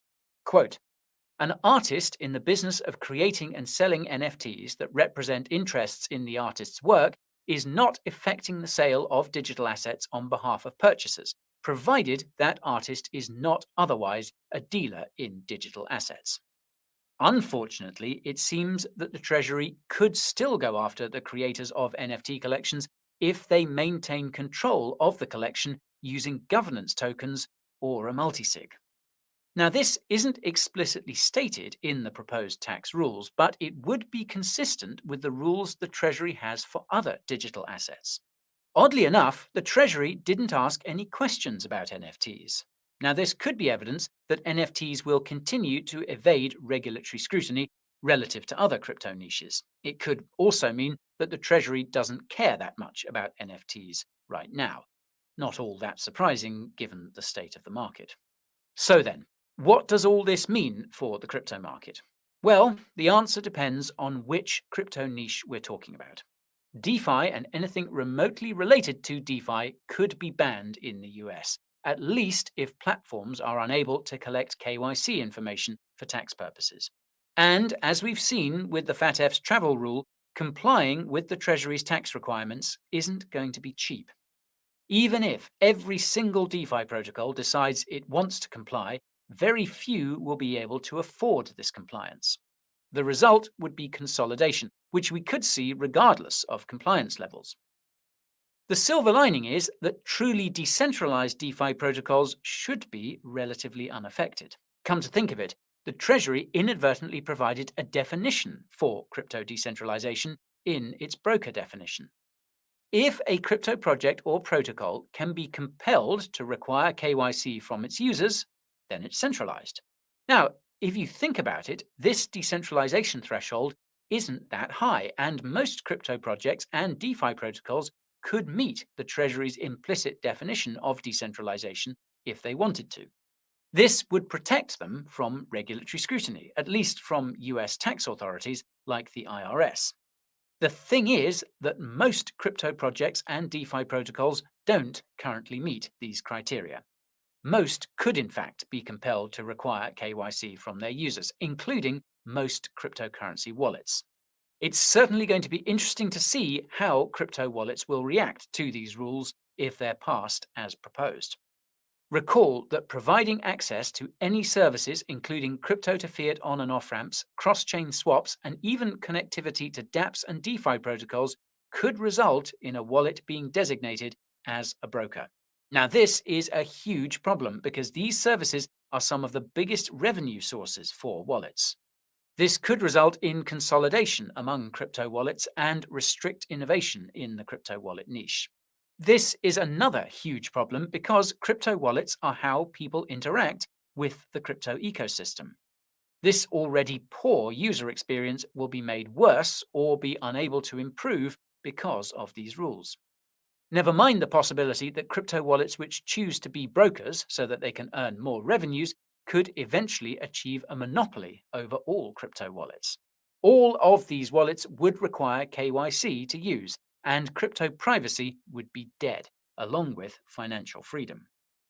As for stablecoins and NFTs, meanwhile, what the Treasury wants to do with these niches remains unclear. You'll recall that there seems to be a bit of a regulatory turf war going on between the Fed and regulators like the SEC. NFTs also seem to be too nascent to craft any concrete guidance around, at least for now. Until the Treasury's attitude towards these niches is fleshed out, they will remain lumped in with other crypto assets subject to the same reporting requirements. If you transfer more than $10,000 worth of stablecoins or an NFT worth more than 10K to or from an exchange, that info will be shared with the IRS. Now, this is the part where I'd say that these regulations would be just in the US and that these crypto niches could thrive elsewhere, but I'm afraid I can't say the same in this case. As I mentioned earlier, US authorities seem to have significant influence over organizations like the FATF that set regulatory standards. Lo and behold, the G20, another US affiliated organization, will soon be meeting to discuss global crypto regulations that they will implement in each of their respective jurisdictions, with the FATF as enforcer. You can find out what crypto regulations they're planning using the link in the description. And that's all for today's video, folks. So if you found it helpful, help us out by smashing that like button. If you want to make sure you keep getting more helpful crypto content, subscribe to the channel and ping that notification bell. And if you want to help others in their crypto journey, share this video with them. Now, if you're hodling until the regulatory FUD blows over, make sure you're accumulating on an affordable crypto exchange and storing your crypto in a secure hardware wallet. The Coin Bureau deals page happens to have up to $40,000 of bonuses on the best crypto exchanges and the biggest discounts on the best hardware wallets. The link will be in the description. Thank you all for watching, and I'll see you next time. So, till then, crypto friends.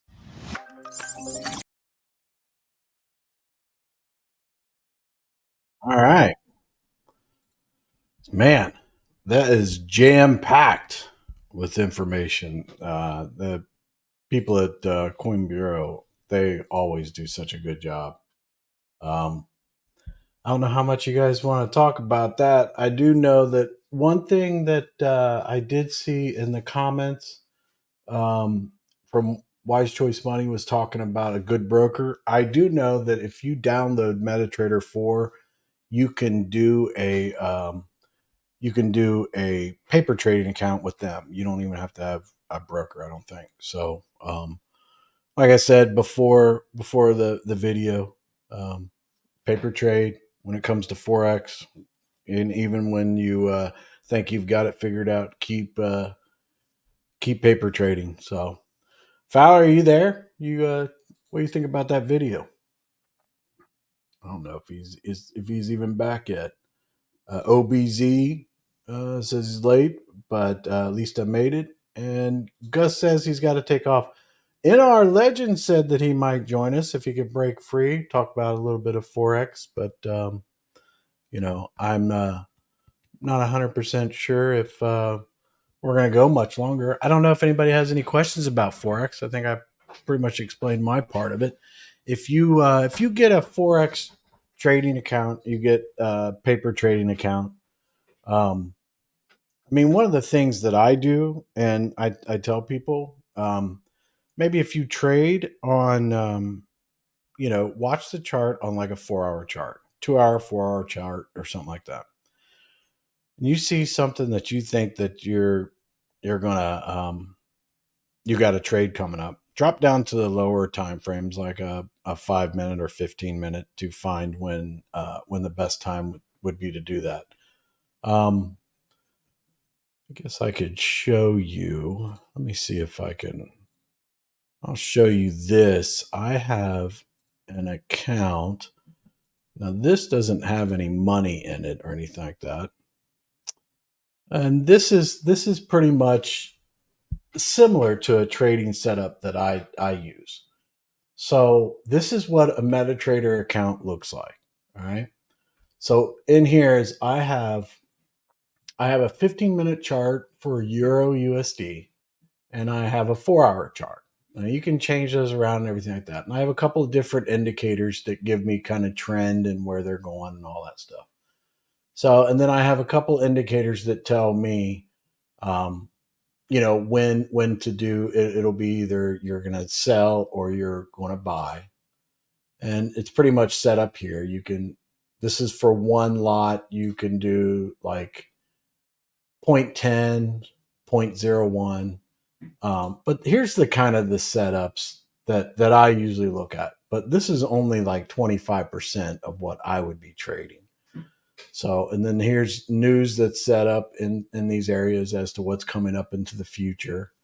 And this is just like kind of like a raw look at it. I don't use these, but they are pretty good. So if you're to look at this is basically a statistics that you would see where it's actually traveling and what's going on. So like, see this indicator here, it says it's time to buy. Well, I mean, if I would have gone into it, I would have entered the trade right here, and I would have pretty much maybe made profit here, but I would have lost a whole lot. So any of these indicators will give you an idea. Plus these are lagging indicators too. So, kind of, yeah, over here too, wrong indicator here.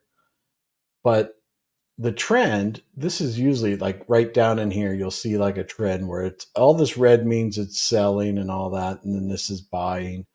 So it gives you an understanding of where you're at on the 4-hour chart. But at the same time, you got to use like a smaller time frame before you would actually enter into anything like that.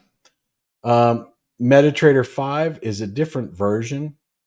I think it uses bots, and it's good for forecasting and for strategy testing.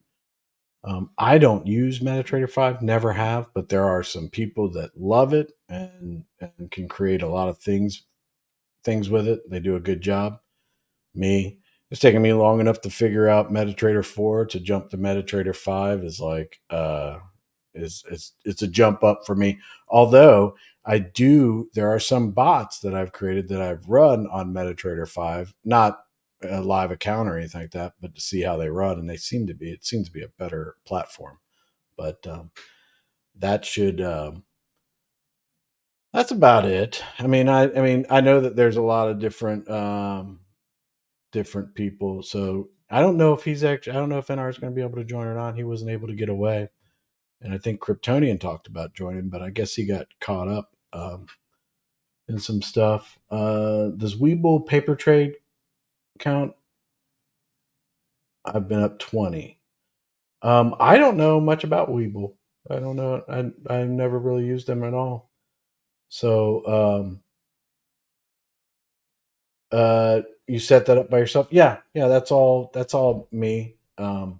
But that's the great thing about MetaTrader 4 is that you can use like the indicators that you get on Forex Factory, and once you learn how to install it and put it on your computer, see that platform's on my computer, and it is connected to a broker. But at the same time, I don't trade off of MetaTrader 4. I get my setups and everything like that off MetaTrader 4, and I use my broker that's on my iPad or my phone. So I don't enter trades on MetaTrader 4. You can do it, and if you're paper trading, it'd probably be a lot easier for you to do. But those setups and the indicators that you have there's places where you can actually take indicators that you've created, and you can combine them into some type of trading bot or something like that. But in doing all this while you're paper trading is giving you an enormous amount of experience. But the most experienced Forex traders out there, and I mean, they probably have good systems and everything like that, but I've been trading for a long time, and I probably am. You can be experienced in Forex, but you surely are not knowledgeable of it. The markets can just flip on you completely, and it could be the best trading setup that you ever had in your entire life, and it goes the opposite way, and it makes everybody look like a fool. What's going on, NR? What's going on? You Heard you talking some Forex. I was actually my flight came in. I just got home. Now I'm unpacking the car and stuff. I just got done putting my daughter to bed, and she was Oh, talking you're about breaking trading, up. forex, and Oh, how about now? Can you hear me? I can hear you now, but I think last I heard was you were putting your daughter to bed. Oh, okay. So I was putting my daughter to bed, and I was listening to the video that you played, and I'm like, oh man, I'm once she goes to bed, man, I'm gonna jump in and talk about some of that stuff, man. I know you said you're not going much longer, but figured I'd jump on and say, hey, feel like I've been out of the loop here for a couple days, so just got back from Yeah, Nashville. Yeah, Nashville is so wonderful. I don't think I'll be able it's to a make cool it, but I town. have family that are going to be down there in October, so it's nice. It's a cool Nice. town. It's definitely a cool town. We stayed at the Gaylord. Oh, really? Man, it is a fantastic hotel. I mean, they got a boat that goes around the inside of the hotel. They got waterfalls, and I mean, the hotel's just gorgeous. I mean, if you ever get a chance, look at it online, Mhm. and if you ever get a chance to go, highly recommend it. The hotel is fantastic. They got a water park What did you attached to say? the Was it the hotel. Gaylord? The Gaylord, yep, Oh yeah, yeah, yep. definitely. I'll check that out because my daughter is one of the ones that'll be going down there. It'd be nice to. Um, Yeah, and it's a so we're like Marriott. We travel enough, so we're like Marriott Elite. So it's oh, a okay. Marriott chain, I guess. It's part of the Marriott, so we get like special deals and all that kind of stuff at the restaurants. And definitely, I definitely highly recommend it, man. No doubt. That's awesome. That's awesome. Yeah, Yeah, that's fun. I showed him. We talked a little bit about forex prior to it, and trying to yeah. I reiterate. caught some of it. I caught some of it, and yeah, as you were saying with the paper trading. So how I got started, and I will credit you with some of this, man. You got me really interested in forex, and I know you use the bots and all that good stuff. So and it's really hard to, as you were saying, look at a chart and know exactly what's going to happen in forex. But I do think you need to have your basics down as far Mhm. as looking at trends, and you can kind of see where the trends are heading. Me personally, I like to, and what I've been getting into is kind of sniping, not Mhm. necessarily swing trading and all that kind of stuff. So I'm kind of niching down and just doing sniping. So I've been kind of really good at picking out those snipes, catching them on the way up, and then just jumping out. Um, Well, the lower time frame charts make correct. sniping very Correct. feasible. However, you do need the longer times to kind of Yes. catch those trends. So you really need to learn how to read charts. And I would say spend minimum 3 to 6 months before you put your own money in, maybe even a year or two, as you were saying. Mhm. And you can go in. There's a broker that I use. It's called NV. I think it's NV LLC. You can use Mhm. it with MetaTrader 4 or MetaTrader 5. And as soon as you sign up, you can do a demo account, and you can put as much as you want on that demo account. You can start out at $1,000, $500, or you can start out with 100,000. And I Yep. would suggest mimicking whatever you're planning on putting in the market, or if you're going to go for like a prop account, a prop firm account, maybe mimic what you're looking to do with that prop firm account. And once you get to the point where on paper you're consistently profitable and you're not going into too much drawdown, I would say then put some of your own money in just at that point. And again, you still need to minimize your losses. Right. It's but it's definitely cool, and the market will tell you a lot about yourself, your temperament, your personality, Mhm. whether you're a risk taker or not, whether you get nervous. The market will show you very quickly a lot about yourself. I'll say that. um, I've Well, I think definitely the learned a good lot. thing, Yeah. yeah, I think the good thing about forex trading, and I think that what you would find is if you were to spend a lot of time day trading stocks and then you looked at a forex chart, you'll understand it a lot more. And if you look at a forex chart and you're really familiar with forex charts, you will look at crypto charts, Yep. non-manipulated crypto charts, and it'll Yes. be like easy peasy for you Yeah. because Yep. Yep. you can see what they're doing and what's going on, and because when you go to there's a lot of market manipulation in all securities. Okay, Oh so yeah. but Oh yeah. when you get to like the stock market, you really understand that, you know, if Apple's not doing well, that the price start going to go down. You know, you see that and everything. And when it comes to Forex, if you keep an eye on world markets, you'll understand that a lot better, and you'll be expecting that there'll be some type of drawdown or some type of pump or something like that. But Yeah, no doubt. when you get into Forex and when you go to crypto, non-manipulated charts, you can really understand. You can understand them. So, like if you did like Bitcoin, for instance, Bitcoin really follows a really decent uh, structure. I mean, they have some manipulation in there, and you can see it with news and things like that. But when it's just running along, you can see like Bitcoin moving up or going down. You can expect it to go certain ways. But when it comes to Forex, I think the biggest problem that you have is if you're not paying attention when you swing trade, it basically all the stars need to be lined up for you to swing trade in Forex. Day trading in it, I would really reduce the time frame down to like 1 to 5 to 15-minute time frames. Maybe do a 15-minute chart and see which way it's going, and then maybe enter on a 1-minute chart or a 5-minute chart. I think you might be able to make a little bit there. One golden rule that I've always used is when I make my profit, I close it out and I walk away.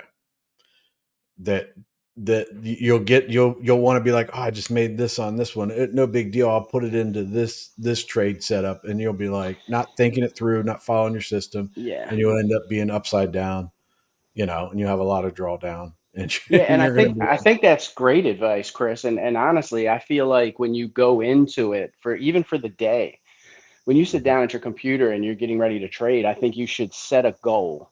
Okay, if I make X amount of dollars, I'm going to walk away. Or if I right. lose X amount of dollars, I'm going to walk away and come back tomorrow. I'll study the charts that night if I happen to lose. Right. And actually, if you're serious about it, I think you should be studying the charts anyway, and you should do it daily. Oh yeah, I have to say that Yeah. to me myself. I study the charts all the time, and I would say that I take maybe 10% of the trades that I see. So I mean, I don't. Yep. I'm not. But there's so many different trading.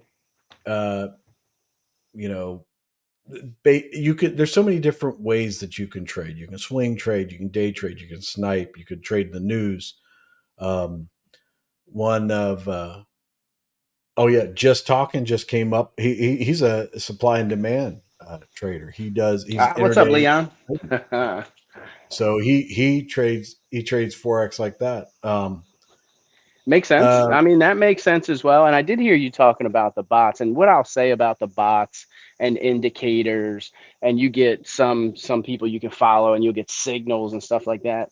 What I would say is if anybody's going to use those things in Forex, don't rely on just the indicators. Don't rely on just the bot. Use them as a tool. Well, one very important thing is you guys need to understand is that the indicators that you see on charts and everything, most of them are lagging indicators. Correct. So if you were to take a screenshot at this particular moment right now of your chart with your indicators on there, and then you go back there the next day, that indicator will have moved and changed a little bit as time went on. So they're very lagging.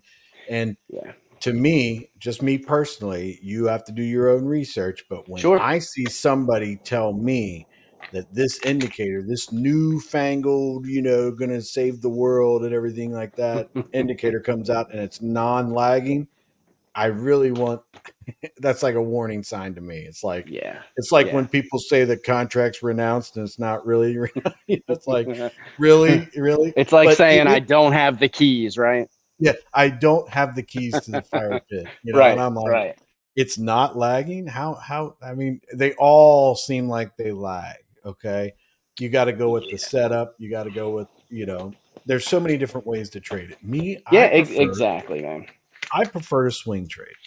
So with me, is I understand that when I enter a trade, I've looked at all the time frames, I've looked at all the news, I've looked at all the trends, all the Fibonacci, everything like that, and I feel on the lower time frame, this is where I need to go buy or sell, whichever way. And I understand that if something happens and I go a little bit, the wrong way, I'll be okay and I'll wait it out because I see this as something that it's going to go the direction that I'm trading. And it may not happen today. It may not Sure. happen. I usually don't ever have anything last any longer than 10 days, but it could be a day, 2 days. I would say average, maybe 3 or 4 And days. and again, that's where I was talking about. It'll show you a lot about yourself. So if you're in that Right. trade and you're not experienced, if you're not Chris, you haven't been doing this for a while, and you start to see the negatives come in, and you're like, I know this is going to turn around. I did all my research. I know it. And if you're not steadfast, Yeah, you're gonna get stopped out. You're gonna get and there's other things to worry about too. So you got your profit levels, what you're gonna take. You got your stop losses. You got your trailing stops. Once you get into a so trade, would you use those do as a tool. As a tool, don't right? just heavily rely upon just that. I think that So yeah, I man. think that we lost you there for a minute, but um, Vinci Lima. I think that's the way I would pronounce it. Let me know, Vinci, if I'm saying it wrong. But I How would about like to now? know. Yeah, I How hear about you now? totally All fine. right, cool. It's like you get bumped off here and there for So some I reason. think what happens, I think I'm unloading my wife's truck, so I think I'm like going in and out of the Wi-Fi. That's very Oh possible. yeah, you probably are. So Yeah. all right. Yeah. Well, So Vinci asked how I got into Forex, and I got yeah, into man. Forex with a bunch of my Marine buddies. Actually, I think the one buddy, he has a platform where he's been doing day trading for a very, very, very long time. He's a great guy. But my buddies, my veteran, most Marine buddies, were talking about Forex years ago, and this was back in the World of Warcraft days. Bitcoin was young and everything, and I just started messing around with Forex, and I really sucked at it, and I paper traded forever. I remember I put $100 in an account one time, and I got it. I lost so much it got down to like $20, and then I ended up turning that around, maybe over a 6-month period to finally get it to about $120, and then I don't think I use that account anymore. I think I changed that, but yeah, I got down real low with $100. I thought I knew everything. I paper traded, and I was like, this is easy. And I started doing my trades, and I wouldn't follow my setups exactly right. And I would just be like, oh, no, I got it figured out. I'm good, had all this confidence and everything like that. And then I'd do the wrong thing. And, but that's how I started. But Wise Choice Money says, what was the broker that you were talking, NVFX, or what was the broker you were talking about, NR? Yeah, it's if you go into MT4 or MT5, I think we lost you again. It is. I don't see it on this chart list of brokers, but that doesn't mean it's not there. So, but in the chart, so what you could do, what I would do is, brokers are important. If you want to check out a broker and everything like that, that's great. But I think you can really just go into MetaTrader 4, download it, or MetaTrader 5, and just create a paper trading account that they have on there. That's just it's through MetaTrader. It's through the platform. And then once you get a little bit farther along and everything, maybe that's when you start researching the brokers that you would want to use and where you could use them and stuff like that. And most of them, I can't think of a broker out there that does not use a platform for MetaTrader 4. And some of them nowadays, some of the brokers out there use TradingView. So if you kind of don't like the MetaTrader one, the only thing with MetaTrader is that the indicators that have been created over the last decades in Forex Factory, they're made for MetaTrader 4 or 5. some of the bots, things like that. But again, those trading bots and stuff like that, I think they're great, but those signals could be for a totally different world market, so just be careful with some of those bots. Yeah, no, can you hear me, Chris? Yeah, hear you All right, good. cool. So yes, it is NVFX. I've been using that broker for quite a while, and they'll work on MT4 or MT5. And generally, what I'll do is I'll pull the Trading View charts up, and then I'll actually trade via the MT5 app on my phone, and I'll trade like gold and NAS 100, and then I'll do some of the majors like Chris was talking about.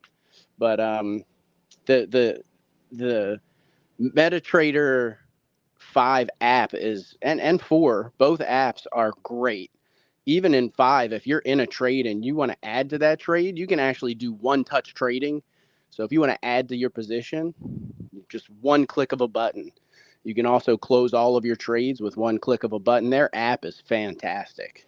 Yeah. Yeah.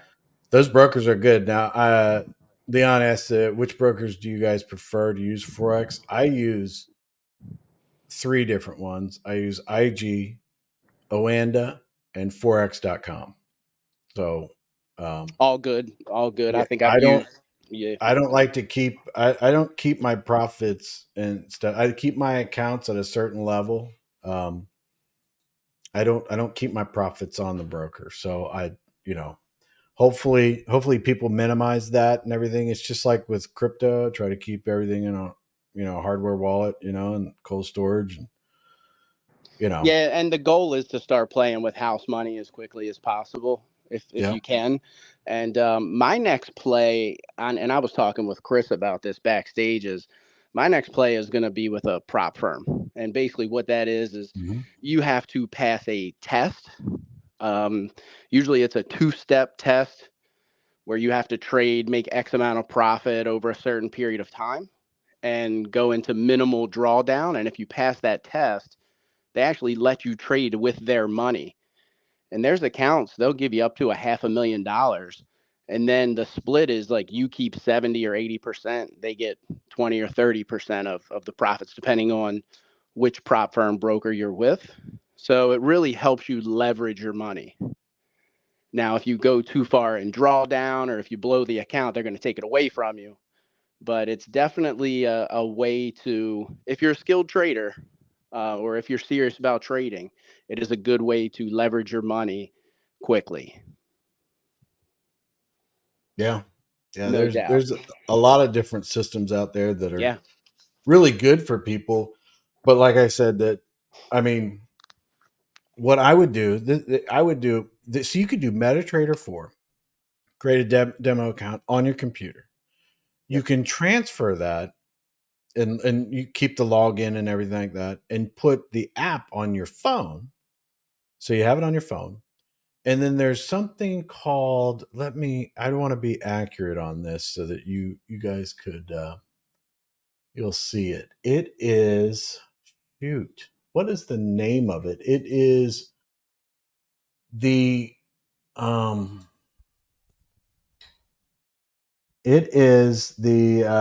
don't see where it's at, but it is when MetaTrader 4 goes onto your account, there is a way in there that you can log into like their forums for MetaTrader, and you can go in under your options on MetaTrader 4, and in the app that you have on your phone, you'll go to one of your settings and it'll have a code in there. You put that code, you log in to that forums page for MetaTrader, you put that code into your MT4 that's on your phone. And when you get like signals, you create signals on MetaTrader 4 on your computer, it'll send you like a text message or an email text message, and I think it's something else, but they'll send it to you. And when you set up your system on your computer, any kind of indicator type notification, it'll go right to your phone. So you could actually get a text message saying that, the indicator that you've set up has given you a buy signal or something like that. So, I mean, and you can do this all on your own. And you can, if you're paper trading and you're on your, I always do my trades on my phone or my iPad. I don't do them on the computer. I just felt, I don't know. I like to get the indicators and my setups on the computer. I see it better, and then I walk away from it and I do it on my phone. So Yeah, I'm with you 110%, Chris. I do pretty much the same thing and do the trade on my phone. And Yeah. again, because the MT4 and MT5 apps are they're fantastic and so user friendly. Yeah, they are. Yeah. They are. Yeah, man. So what do the- you think about all the regulation and stuff you're hearing in that video, man? That's a real kick in the stones, man. It's Yeah, I think that they're all. I think they, they want to control everything. I oh think yeah, eventually they want their cut and they want to Yeah. control. And I think was over that- here sweating. Yeah.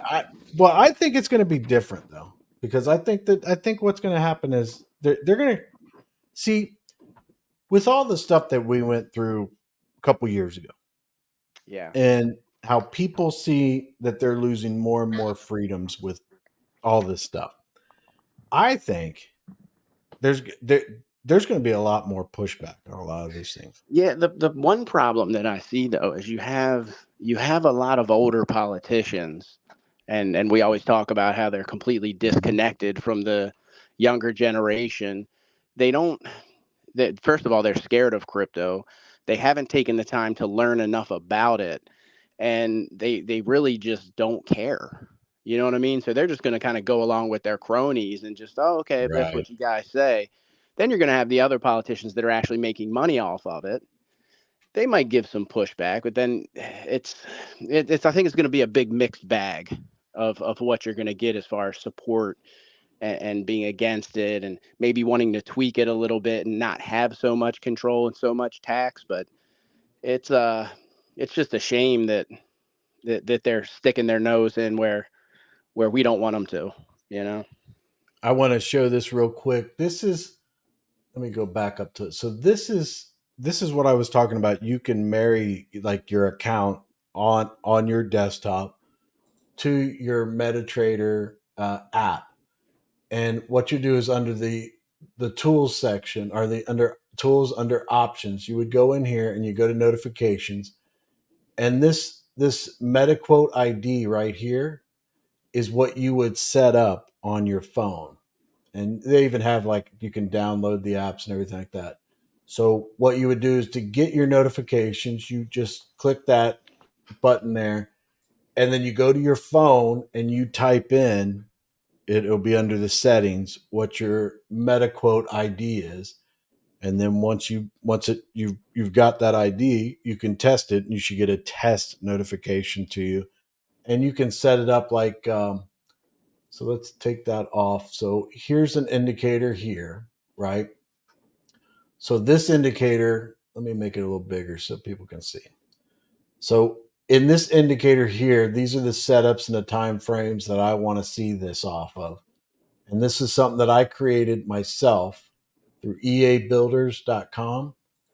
And you just click these on and off. So it'll either send you an email, it'll send you an audible alert that'll be on the computer, or it sends you notifications. And if you're set up, the notification will come directly to your phone, and it can be in like a text message form or whatever, and your Apple Watch, whatever. And then what I do is, the setups that I create, when I get notifications, I'll get them like when I'm out and about, because I do my setups like the day prior or a couple days prior. Some of them I do a week prior.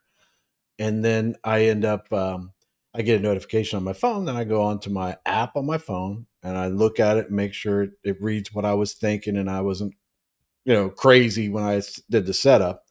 And then I'll enter the trade. So I think that's very important. That's one of those things that, unless you're going to be looking at your phone the whole entire time, what I'll do is I'll do my setups here, on not this one, but what I do, TradingView or my other MT4 accounts. they'll set to my phone, and then that's when I get notified when they do come up. I mean, sometimes we've actually been on lives and stuff, and I've got them. So, but I think that's important too, because if you're going to go do this and check this out, and you're going to paper trade, you're going to get real. It's going to be a lot of fatigue for you to just sit there and look at your phone all day long and be like, "Oh, this is the time," you know. But That's a great point, Chris. No, and Chris is really, Chris, you've been a big help in the forex space, and I haven't even begun to tap you for information, and you've already given me tons. So definitely appreciate it, man. well, hopefully, I mean, Definitely if appreciate it. everybody focuses on paper trading and they get an Yeah, understanding, and I think the realization is going to happen when you get about a month into paper trading and you're making some money, and then yeah, you realize you completely screwed up on everything that you've done. You know that it's gone the wrong way. I want you to. I yeah. would rather you lose paper trading money than real money. You know. Oh yeah, 110%, man. And I've been working on Confirmant quite a bit, and hopefully in the next couple of weeks, he and I are gonna, and you're any of you guys are obviously more than welcome to join, but I really want Confirmant to kind of do a how to read charts for dummies class, you know what I mean? Yeah. Yeah. Like for beginners, and kind of walk people through different levels and how to recognize patterns and draw the lines that you see him doing, and the different Well, levels that he I talks about. And Confirmant's very good at it, and he he does a is really good he job. is And all I can say is that they do, like, here, I'll show this too. This is a setup. Now, this is just a setup. It's not an account that I trade off of or anything like that. But this is my trading view setup. So here we're again on this one. So I've got a 15-minute chart here and a 4-hour chart here. So, and here are potential entry signs of the lower time frames, and here are the entry and the trend for the higher time frames. So, there's no setup right now. There's nothing at all. It's a holiday tomorrow. There, just not much going on. But at the same time, this is, I mean, you can see some of these. There's so many different indicators that can put stuff on your charts, and you can do that. It's quite enjoyable. It's kind of like a game. But remember, yeah, don't put real money into it, because you have no idea what you're doing. And when you've been paper trading for 2 years, you're still not going to know what you're doing. You're going to think you know what you're doing, but you're not. Right. So That's kind just of where I'm at, Chris. I yeah, think I know what I'm doing. I know. And you're going to come in, but I would recommend, if you get very confident, you're like, I know what's going on. I can figure this out. I got a good system down. And a good system, someone once told me a good system that they have is do an RSI on a 4-hour chart. If it's overbought, sell it. Go to a 15-minute chart, look for it to get overbought too, and put in a sell for it. And do the opposite when it's undersold or oversold and so forth. Doing between charts, between time frames, helps you a lot. And because if you look at a 4-hour chart and you say, oh, okay, I just got a notification that this is it's time for me to sell the Euro USD. And you go to a 15-minute chart or a 5-minute chart, and for the next couple of hours, it's going to be going up. The RSI is way down below. It's going to go up. It hasn't hit the point where you should sell. You could be in a trade a couple hours too early. And if you're in too early, then that's when you'll have a lot of drawdown, and you might get stopped out, and you'd be like, this doesn't work. So the best trading advice I ever got was to do your regular setups on higher time frames, drop down to lower time frames to do your entries. So just think that through. And there's so many indicators out there that do so many fun things, like what NR was talking about, closing all your trades. There's sniping bots. There's all kinds of swing trades and day trades and different things. And then there are a lot of indicators and bots that put stuff on your chart that are just fun. You're like, oh, okay, this makes me see this better. But it's all you're definitely right with that, man. Yeah, because right with that. I think the problem that people have is that when you look at the chart, when I look at a chart, I see something totally different than you see. and you can help me see what you see, but Right. I may never understand what you see. Right. So when people say I put an order in for a sell here, and you look at it and you're like, man, he is batshit crazy. That is the worst trade I've ever seen. And I might be like, well, it works for me, but if I'm not profitable and everything like that, so Yeah. And why looks like OBZ asked you a question down there, Chris, and I can chime in on this as well. And that really depends on how much you're risking, Me personally, I only like to risk. Actually, I try to stay around 2 to 5% of my bag.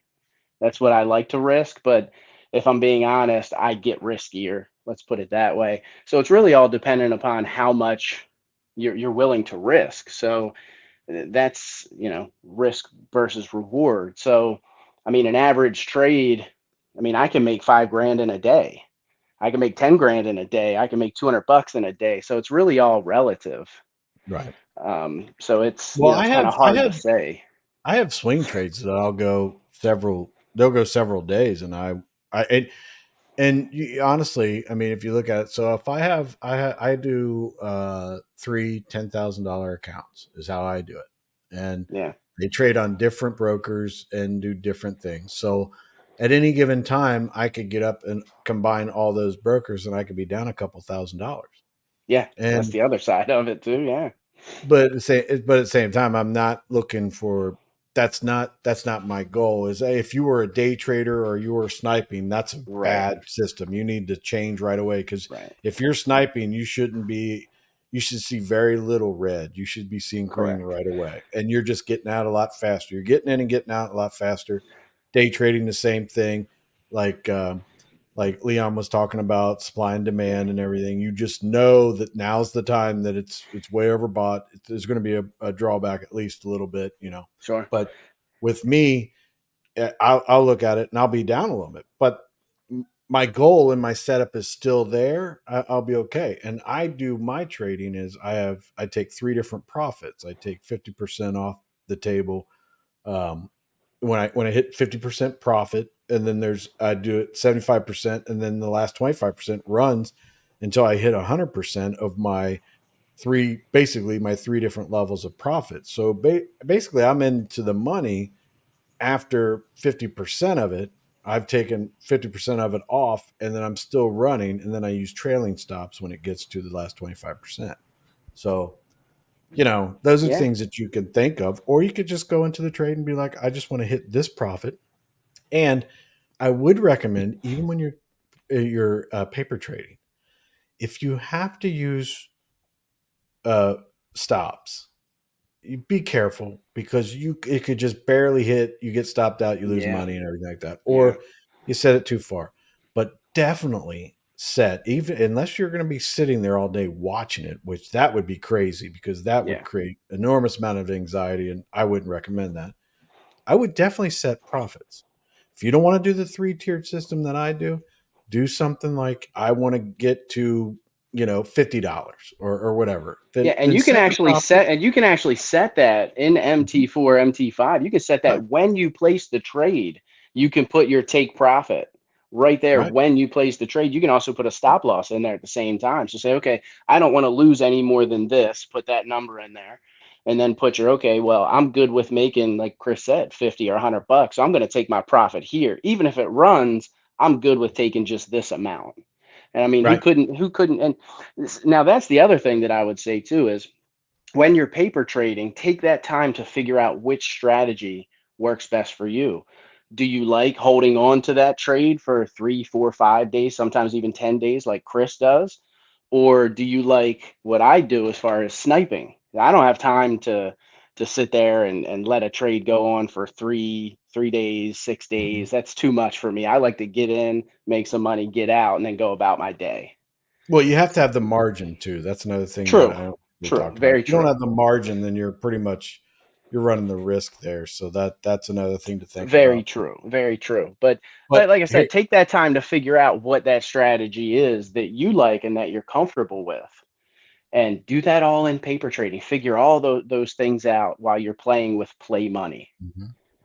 Yeah, no doubt. Yeah. Now, Leon has a good comment there, but Vinci says that, as Chris and NR said, it's hard when you don't know what you're doing. I've been training for 5 years and I only have been Yeah, profitable for the last 3. So just remember that. I I'm mean, with you, Vinci. I cannot tell you anymore that if you paper trade, you are going to come up with some type of system and you're going to be like, man, this works. And then when you go live, you're going to be like, how come my system doesn't work? It, Well, it's a it little bit almost seems like the broker knows you just started playing with right. your own money Yeah. too.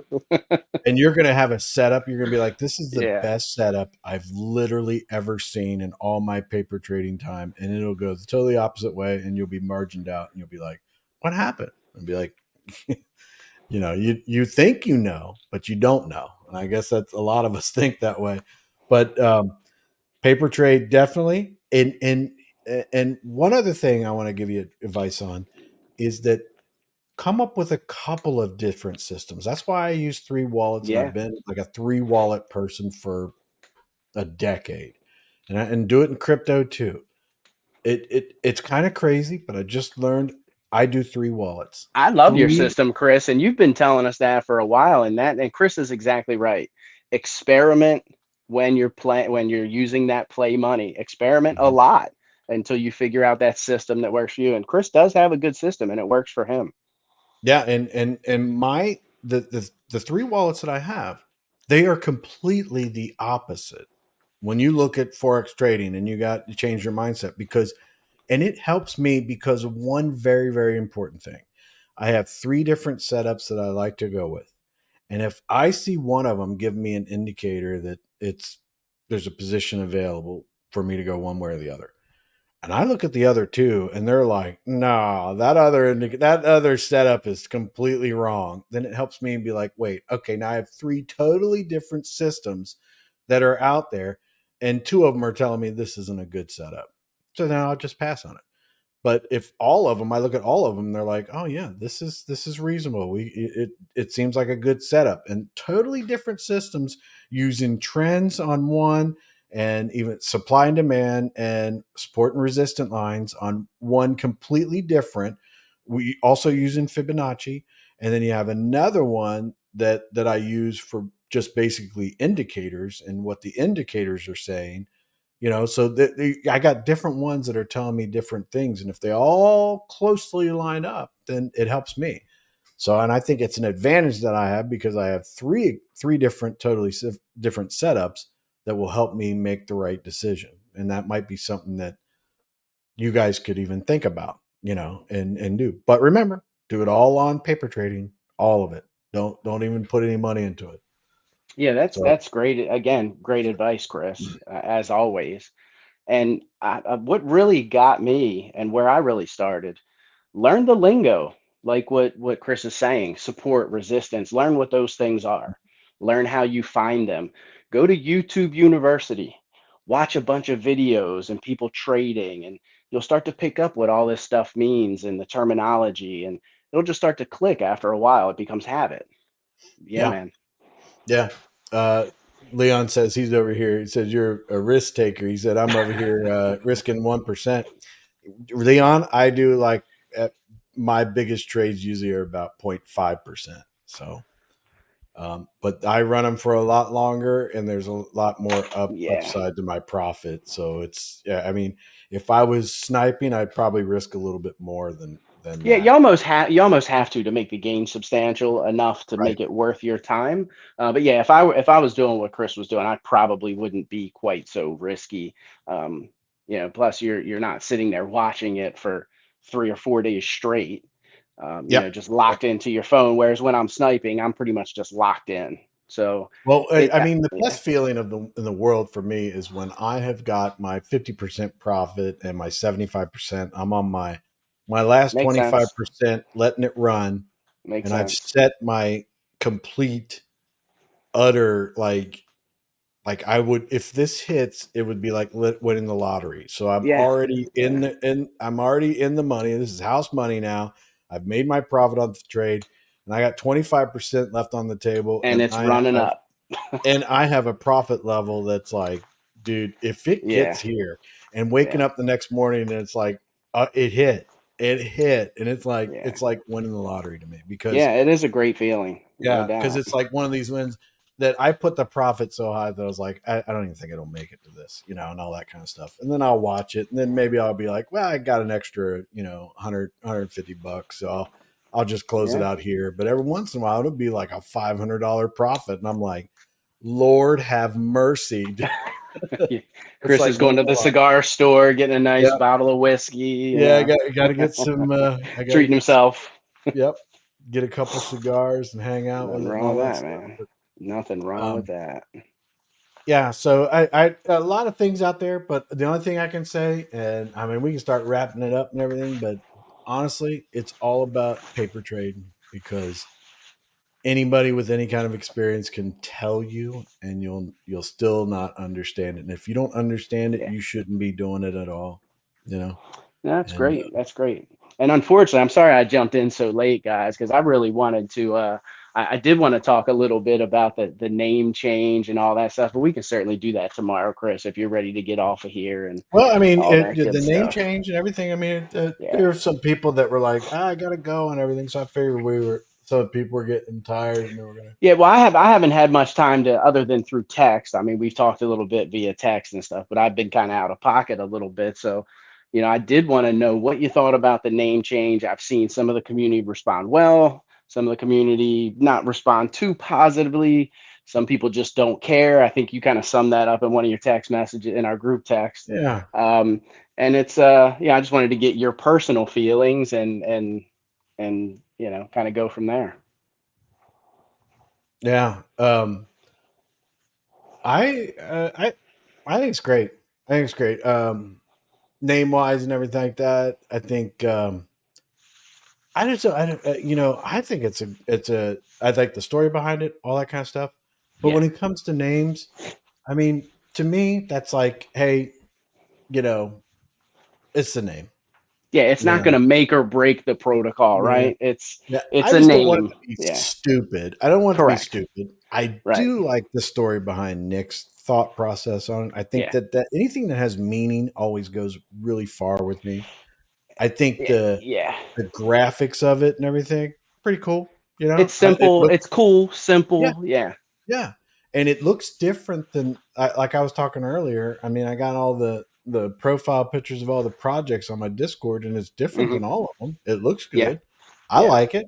I mean, I think it fits in there. I mean, Yeah. I think that they could have come up with a better name, like maybe the Cruisy Chain. I thought that I was really thinking that there was something possibility there, but I guess not. Yeah. I mean, I there is mean, a ring to that, man. And yeah, hey, it's that's what not I out of the thought. realm of possibility. I thought it sounded So really good, but yeah. Yeah. but at the same time, I'm just the old Yeah. redneck, so they're all like, we don't want to call it that. But Yeah. and I do think that there are some. It's not the perfect name, but at the same time, it's like, all right, we got the name, let's move forward. And it is that way to me. I don't want to minimize the name because I think it's Yeah. really cool, the story behind it and everything like that. But at the same time, it's like it's the name. Let's get going. Let's get to the real things. I want to Yeah. I'm see with you. I want to see a DAO. I want to see some people earn some some returns on this stuff. I want to see this come to light, and I want to see whatever we need to do to get the liquidity. Hopefully, we have a lot of outside investors. People don't have to put a lot of money or any money out of their own pocket, and Yeah. we just watch Nick's dream and vision of the blockchain come out. I think it's and inadvertently, I think there's a lot of creators out there that are maybe sitting on the sidelines, not Hmm. necessarily art creators, but got ideas for projects. Yeah. That they're not going to be scamming people. They really just they got this idea. They want to bring it to market, and Sure. hopefully, the blockchain and Nick's vision would bring a lot of those people forward. Yeah, I hope it facilitates that as well. And I'm kind of on the same page as you. Is it the greatest name in the world? No. Is it a good name? Sure. Does it get the job done? Yes. I love the story behind it. I think that it will resonate with a lot of artists and people in that niche in that area. So yeah, I mean the artwork's good. It's attractive. It's not butt ugly. It kind of fits, like you said, as well. I think they did a good job. So yeah, I'm ready to move forward with it. And what I wish is just okay. We're gonna have new people coming in. Obviously, we're already seeing some new faces a little bit, and obviously Nick's bringing some of his people from Decentology for some of these committees and all that kind of stuff. So we're going to be getting some new blood in. So I'd like to see some of the old, and yeah, I want to shake the whole BL and Jason. And I know I beat it to death just because I'm pissed off about it, just because I'm and especially the Jason thing, man, or should I say, playing Biatch. Like he got me, man. Like that dude really got me. That hit me worse than BL because I expected it from BL to a degree, but when that dude sold himself, especially behind the scenes and on private phone calls, and this dude sold himself as being genuine and having morals and ethics, and it just hit different. Yeah. If that makes sense. So that's why I've kind of been quite upset with that whole situation. But I hope as a community, now I'm not saying that we forget, because I would like to see some DAO committees formed to go after these guys, take away their damn tokens or whatever we got to do. I would love to see some retribution and some recourse. However, again, I don't want us to forget, but I would like for us to kind of move forward and move past it. So we're not beating the same dead horse when all the new blood comes in, when the new life comes in. I truly think that the time's coming. I hope so. And I hope so. My thing is, I was talking about this earlier. I mean, you got one of the biggest investigations ever into this scammer sitting right on BrewFi. I mean, they're right there. Any kind of legal counsel or anything like that would be formed from private or DAO or whatever, you just send them right over there, and you get a couple of researchers, paralegals, whatever, to comb through that stuff and do a timeline. He's toast, man. He's toast. Yeah, you're not wrong. And you go with CoffeeZilla's video and Friendly Jordies and everybody that had those videos. Those are great. But and CoffeeZilla did their research. I'm not taking anything away from CoffeeZilla, but they got a lot of information from BrewFi. Oh yeah, and and you could tell that there was a lot of information. And he took that information and he went and he did his investigation too, and did his interviews and all that kind of stuff. So he added a whole lot to it too. I'm not taking away from any of those. And Friendly Jordy going out there was like. And I like the comedic approach that he took. I mean, he's very witty. Yeah. CoffeeZilla, Friendly Jordies, dude. I don't know how much I couldn't possibly be anymore. I actually think that we should just run their videos, like do a live where we just run one of them right back after the other, and that's it. We end it. And we're done, and go to CoffeeZilla and follow him and all that stuff. I mean, these guys did an excellent job, but at the same time, it's like, okay, not everybody can sit down with CoffeeZilla and everything like that, and Friendly Jordies. They're big time. So but you can easily go into BrewFi and go in there and you can research all of it. It's not, they have like posts of his where he's manipulating the chart by saying that I'm going to buy here or I'm going to do. And it's like, I didn't see 90% of that stuff, but it's like, because that's when Forex is the reason why I came into this. I was like, what the heck is up with this chart? And here he is out there putting that stuff in Discord. Honestly, I use Discord for gaming, but then I don't know when I joined the Seifu Discord. I think that was, I don't know when I did that, but being on Discord, my son was like, Dad, you should get on Discord. I'm like, man, I don't know what. The only reason I'm on Discord was because back in the day when I used to do World of Warcraft stuff, we were on Justin TV, and then Justin TV switched to Discord, and I was like, I don't know. I joined Discord, but I really didn't do it. But they got tons of stuff over there, and I see him getting in trouble, man. I don't see how he can't. You know what I mean? Like, I don't see how he can't. And they're putting like the links for you to contact the Australian authorities, and Yeah. I mean, I know a lot of people are Art Madman, being he's active out and doing there. it. Yeah, Yeah, yeah. people are They're out doing there it. doing it. Yeah, And that's the part that with me that I feel like there's just way too many moving parts for yeah, old scumbags to get the yep, the other guys to get a handle on this.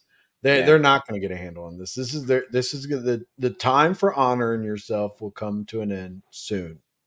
And these guys have been honoring themselves for a very, very long time. So, you know, that's good for all of them. So, but I see, and I think the focus needs to be it really does. It needs to be two separate issues because that Yeah, should you're not not wrong. die down at all with those guys.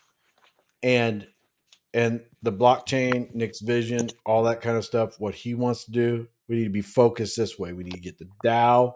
We need to make sure that we're not just sitting there, just blindly, whatever they say we do. We need to take the lessons of the past, and when something happens or something comes up, we need to ask the questions, clear it up, make sure it's the right thing for the community, all that kind of stuff. And I do think that Nick is open to that. I think that we will be able to do Agreed. that. But we need to trust, but verify. Yeah, Very important. very We wise can't- words. Yeah, we Very wise. cannot. Especially, we just went through all that stuff. We don't Yeah. want to. We don't want to keep going through that stuff again. And I would like to see.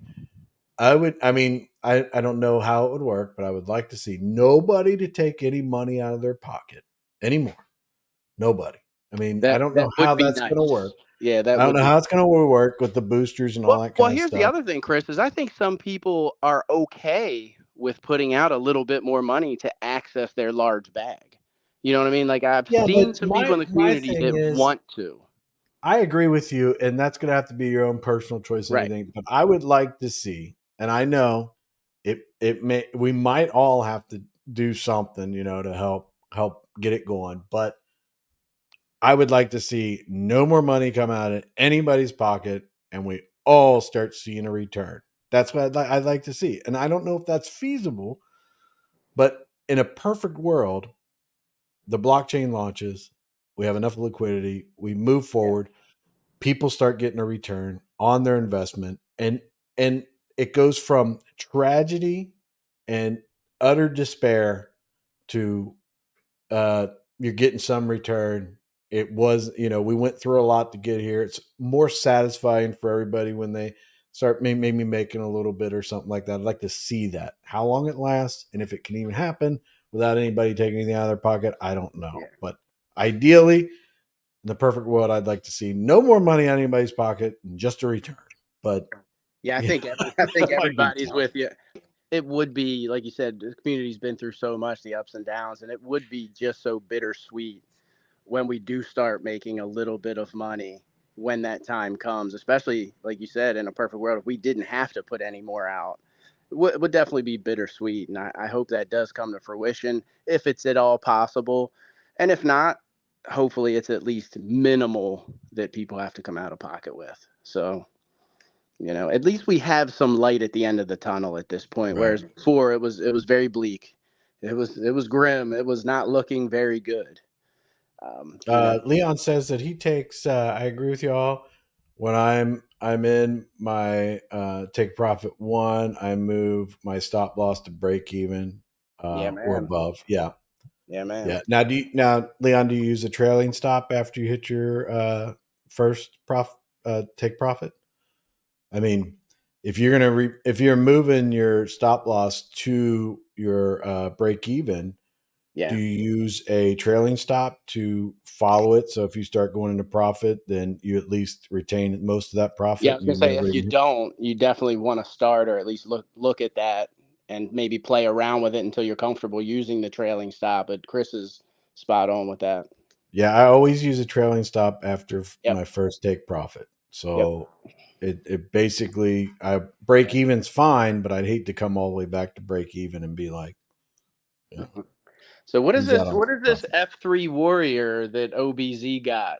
That is Yeah, perfect likeness of me. I want to see this thing. That is there. You go. Oh, the Chad one. Yeah. Oh, Fowler would have to bring it up, or I don't know. Is there a picture of it somewhere? I'll message I could pull it up. I'll message OBZ. Oh yeah. Dude, you're gonna get a kick out of it, man. It is. It is. You know, when I first saw it, I was like, it's an hour. You know, I was gonna say Kryptonian, but you know that would be wrong. But Wise Choice Money says he's still here. He says I had to go walk my mom for some exercise. Getting out of the hospital does a lot to her body, plus the chemo stuff. But I'm here, guys, soaking up info. Yeah, that's. I'm back. Yeah, I was talking about how you were. That Chad is. I was thinking of you first, but I was also thinking about Kryptonian too. But you know, and I was like, nah, it's NR. Kryptonian doesn't deserve it. I don't know. He was supposed to be here tonight. He never even showed up. I haven't even heard from him. Well, actually, I should take that back. I haven't even checked if I've heard from him. Yeah. I saw a comment, where's Greek?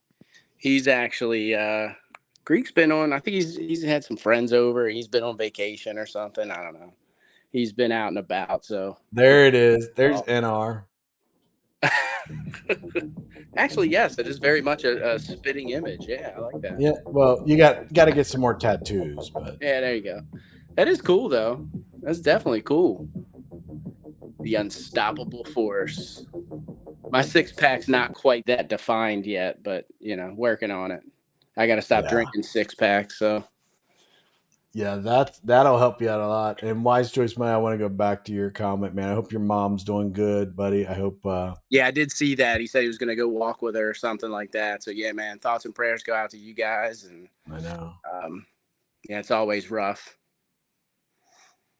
Whatever you need. OBZ's out there hustling for God's Gaming and F3 Warriors. Fowler's been hustling, man. You know, he's been putting in the work. And honestly, seeing what you're doing right man, now. You keep your head down, you keep grinding, man. You will be rewarded. Trust me, man. See you later, Leon. Leon's taking off. He's got to go. Take it easy, Leon. Always a pleasure. You're always welcome too, Leon, man. You ever want to jump on if you get some free time? Yeah. Even if it's at the end just to ask 50 questions, you're always welcome, brother. Yeah, you're welcome, buddy. Blockchain Game. I'm with Chris. No money to see some returns, but yeah, don't know if that's possible. I don't know either, but in an ideal situation, and I want to see it succeed. Yeah. I mean, it honestly, I don't think it's a bad idea. I mean, looking from the outside and stuff, I think if this came across my plate, I knew nothing about any of this stuff. If this came across my plate, I would be intrigued. I'd be like, oh, something about, creators. Yeah, and I keep hearing that, I keep hearing some people say that, we'll never shake that, the negativity of what happened. There'll always be that stigma that's attached, you know what I mean? And I hope that's not true, because we're going in a complete opposite direction. And I do know that, and I'm sure a lot of the community feels this way. When I go back and I watched it the other day, and I watched it with my wife, and she's just like, how did you guys not see this? And I kind of feel like a dumbass to a degree. Oh yeah, I think all of us do. I mean, even the non-influencers. Yeah, man. Like the people that are out there. Yes. Like, when you go back and you watch Coffee's video and he just breaks it down one thing after another, I'm sitting here and I'm going, what? How did we let this happen? Almost like I feel like a dumbass. I really do. Even On-Chain's video, dude. Yeah. I mean, I don't like the whole thing about the family. He took it a little, he took it a little far. But again, he's all about the views and clicks. And I've actually had some conversations with him behind the scenes. I know a lot of people don't like that guy, but he's actually a very nice guy off camera, and he is actually very intelligent. Like he really is. So I mean, he plays a character. I don't like his approach, but at the same time, I'm with you. I wish it wouldn't have. Man, I just wish it would have been a little bit different. But at the same time, I know. I'm trying to keep my eyes open to Yeah, but part of the reason why we didn't listen to was his approach. You know, had he Mhm. approached it differently, we might have actually taken it different and maybe opened our eyes a little bit more, or taken him a little bit more seriously. And um, but yes, his approach kind of turned a lot of people off. Yeah. Yeah, but again, behind the scenes, the guy's he's an okay dude. I mean, and again, very intelligent guy. So I Yeah. take nothing away from him, and he kind of called it the whole way. So Yeah. Yeah. got to He give him did. He that did. too. Yeah. Yeah. He's a pain though, you know, and he admits it. I mean, Yeah. that's his, it's Yeah. his He does. jock and all. And That's his, his you know, shtick, man. he's like, Yeah. I'm going for the clicks and stuff. And Yeah. I'm like, Yeah. you know, I'm just a little bit different. I'm not going for the clicks. I'm not going for the, you know, Well, we had yeah. that conversation earlier Yeah. about being monetized and stuff. And it's like, yeah, I'm Well, not. that's even with Greek. I mean, Greek's, you know, he's got a ton of subscribers and stuff, and I feel like even, you know, the guys that we do the lives and that we surround ourselves with, and we have the group chats and text messages and all that good stuff. Mhm. I'm basically hanging out with you guys on a daily basis. I don't feel even with Greek that anybody's really going after clicks and views. Yeah. And Yeah. I don't feel stuff, that with you this. know, And me not neither. through this, not through this. I don't see, Not at all. I mean, because it would be very simple. I could seriously, if I wanted to turn my channel into like monetization and everything like that, shoot, I got the experience with World of Warcraft Oh yeah. and gaming and the experience in Forex that I could just turn on YouTube, throw up a couple Forex charts, give people my ideas and stuff like that. And Oh heck, yeah. I'd probably make some type of monetization or something like You that. could probably make And a living off of this, Chris. I mean, with the people trust you a lot, man, and you've earned that. You've earned the trust, and just I hope yeah, so, man. because the part that bothers me about it is that, and I have to say, we all our influencers, everything, we just got to take a big bite out of that shit sandwich, man, because You're right. we were not we missed the ball completely on that, and we have to make up for it, and we have to be super smart and up our game for the future, because any and all scammers need to be on notice when it comes to us. I wouldn't have no Right. problem turning my YouTube into a this is just for information stuff, but Yeah. man, if you're a scammer, you don't want to show up on my Well, YouTube. well, You know? that's what really, again, and I know some people gave me a hard time, and I mean, people were even talking smack about me in Discord, and said some attacking kind of stuff towards me and Kryptonian when we didn't lash out at anybody, but you know, we called Oh, out I a certain saw we that. called I out a saw certain that. project and the two guys running that project, because as soon as I started speaking out, I got banned. I got banned from a community that I own, you know, 40 plus NFTs in, Yeah.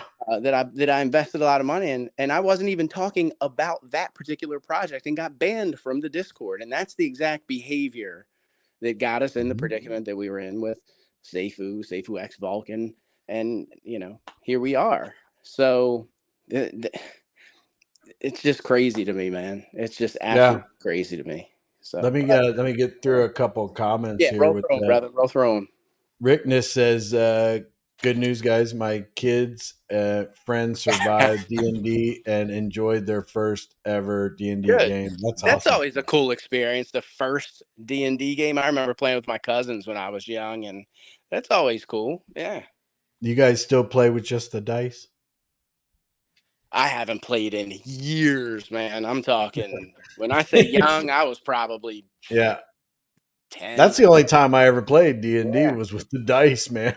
Yeah. People I like believe that from what I remember, there were some dice. Yeah. There were dice. OBZ says the way I describe Fowler to people is as a fresh breath of air in a crypto space, and I agree with that. Yes.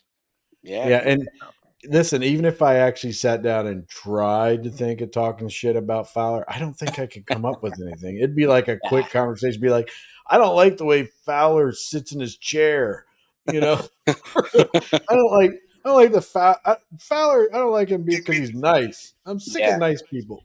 Yeah. Well, Fowler's actually trying to do something, and GOG's gonna blow up. I'm telling you. I see some of the stuff that you know Fowler shared as far as the vision, where he's trying to go, things he's trying to do, and when enough capital's raised and this thing takes off like a rocket in that direction, Mhm. sky's the limit. Yeah, I just want to be here for it. I want to like later on. I just want to be like, yeah, I was there. Oh, I Like, want to be a part of it. yeah. Like, Any way that I can help or do anything. Not you don't have to pay me a dime. Don't have to. I'll never have to take anything. Yeah. You know, I won't even take these. You know, the NFTs that he got. I won't even take them for free. You know, so I don't want that. I want to earn every bit of it, and I want to be a part of it all the way along. And we have tons of people in the community feel the same way. You know, they're like, you know, they're coming in. So I Yeah. think this is great, and this is something that I can get behind. I mean, yeah. that's like that like people in the community that do things like Jared and the token. I think that's a pretty nice. I think people need to go check that out and look at it. I think it's a pretty nice little setup they have over there. It's very investor friendly. So if you got that, and there's a couple projects out there that I like. I like Cosmic Force. I'm a big fan of. I like that. Cosmic Yeah. Force, and I actually went and I got about 5 of the Prisma 1 NFTs. Oh yeah. I So scooped up about 5 of those bad boys, and I think they're sold out at this point, if I'm not mistaken. I think you they know sold what? out. Yeah. I think it's great stuff. But I mean, OBZ comes in and he says, I don't trust anybody that doesn't like strawberries. Just saying. All right, well, that's fine, buddy, because strawberries will kill you. I'm just telling you that. I think he's just giving you a hard time, man. Yeah, I've been so slammed with guys the game, and I didn't even know Prisma 1 had a NFT. It's I learned the last moment. Next, they were like, yeah, it's sold out. I'm like, yeah, man. and the revenue share to me, it's almost it looks like a hedge almost. I mean, it's using a trading bot, which depending upon the trading bot, I've had good luck and bad luck and with trading bots. But if it's a good trading bot, I mean, it can definitely do very well. And from what it looks to me like they have a good system down with their trading bot. They've already achieved some pretty nice profits. So yeah, I decided to pick up a few. Henry says Barry says that they are sold out and he got 4. There you go. And then Henry says, anybody interested in creating a project looking for upstanding, trustworthy, positive people. I don't know. There's some people out there. Yeah, Me Henry, personally, reach out. I mean, if I believe in the idea and the vision, I'll certainly jump on board. No doubt. Yeah. Me, on the other hand, I have it's going to take a lot to get to me. Like I'm big on property flex. I know all the people, know them well. I'm very, I'm big there. Arbitrum and Prism, love that. Those are mine. This Rev token, Cosmic Force, Gods of Gaming. Those are the ones I care about, and it's going to take a lot for me to move into any other direction and everything like that. And I like there's a few other ones out there that I support. Yeah, I hope that they do well for their communities and stuff like that, but I just don't know enough about them. So there are some good things out there, and you should do reach out to some of the people in the community and talk to them and everything like that. But I would probably be the wrong person to talk to, because you got to kind of get past a layer there. You can tell me about a project, be the best project ever. If it just doesn't click with me at first, it's going to take a long time. Yeah, I actually, Chris, I wanted to run. So I was talking with Kryptonian the other day, and I came up with an idea for a project. It might not be a good fit for the new blockchain, just because it's kind of geared towards creators. But I had an idea of how to use blockchain technology in a pretty cool way, and kind of wanted some concept validation from you. You don't necessarily have to be a part of it, but I'd like to get your thoughts to see whether you think it would work. Because if it has some legs, Kryptonian and I were talking about possibly moving forward with it and kind of going from there. So yeah, just I'm gonna give you my, that's what you guys have always asked me. That's exactly what I want, man. That's exactly what I want. So yeah. And it's got, and my thing is that I'm tired of these, and not with you guys. I'm not saying you guys do this or whatever, but I'm just with these projects that people come up with, and they have these like gimmicks where they're not thinking about the community. They're kind of like here, we're going to get you in with this candy and you're going to get this massive rebase, or you're going to get all these rewards and you're going to get all this stuff.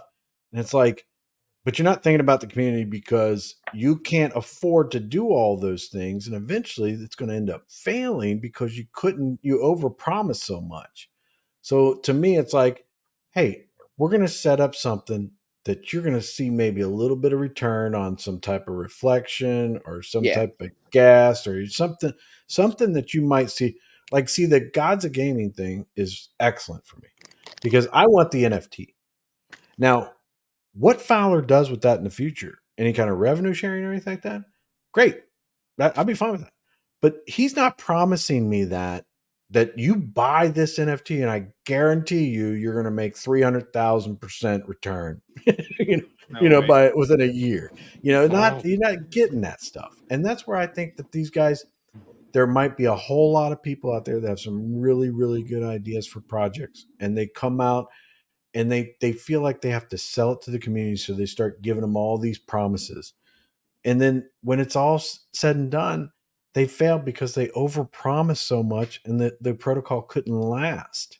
And it's not that wasn't their intention, is what I'm saying. Is like their intention was to bring a good product. They thought they had a really good idea, but they felt like they had to oversell it to people. And it's like, you know what? Just pull it back a little bit. If people get into your project, but they don't earn a whole lot, that's fine. At least they're keeping the project healthy and everything. That's the way I see it. And that's what I would like to see. But with, I see that a lot. And that's not necessarily every project out there in DeFi is scammers, but they set things up that they're kind of going to set themselves up to fail because they're overpromised. I know the big thing with me is I try to make sure I keep like zero debt over this project, like not really, just promising things that is gonna, like, in order for it to happen, you gotta have crazy amounts of capital or whatever. And if it's not, if you haven't pretty much fundraised for it, like, where are you gonna get it from?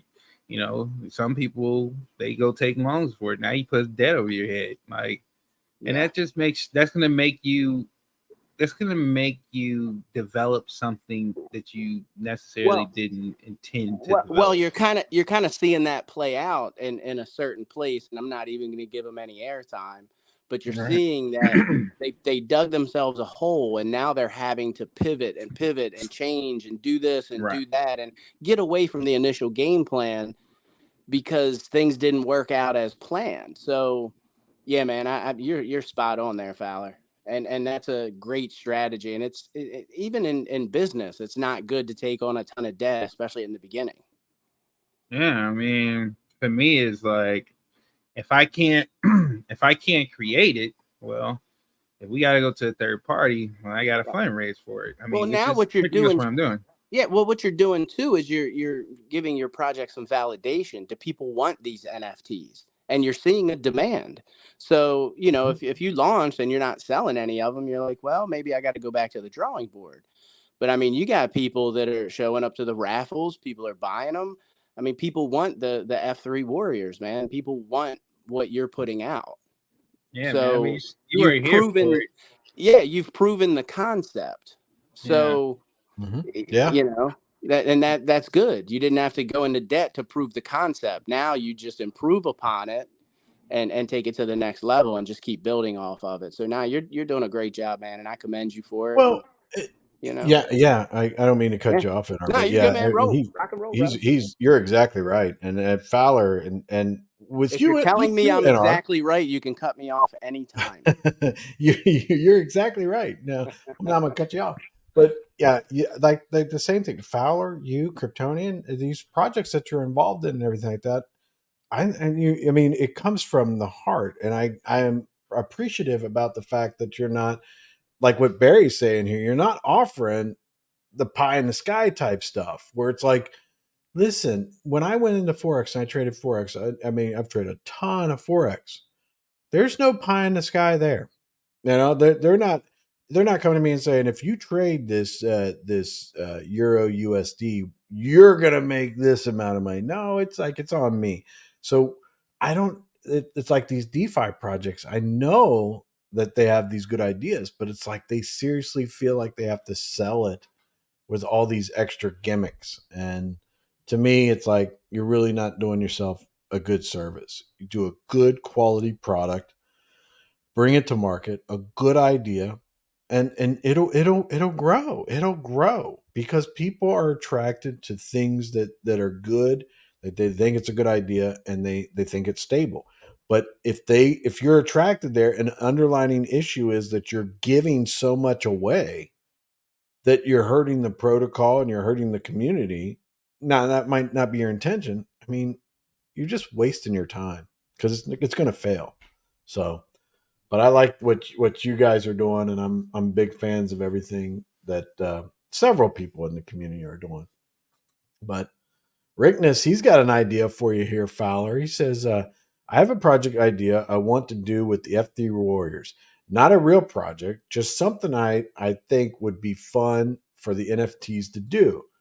He says, I'm going to experiment with the NFTs I have, then send some demos to Fowler for approval before I move on. That's cool, man. Okay. Yeah. Show them what you got, Rickman.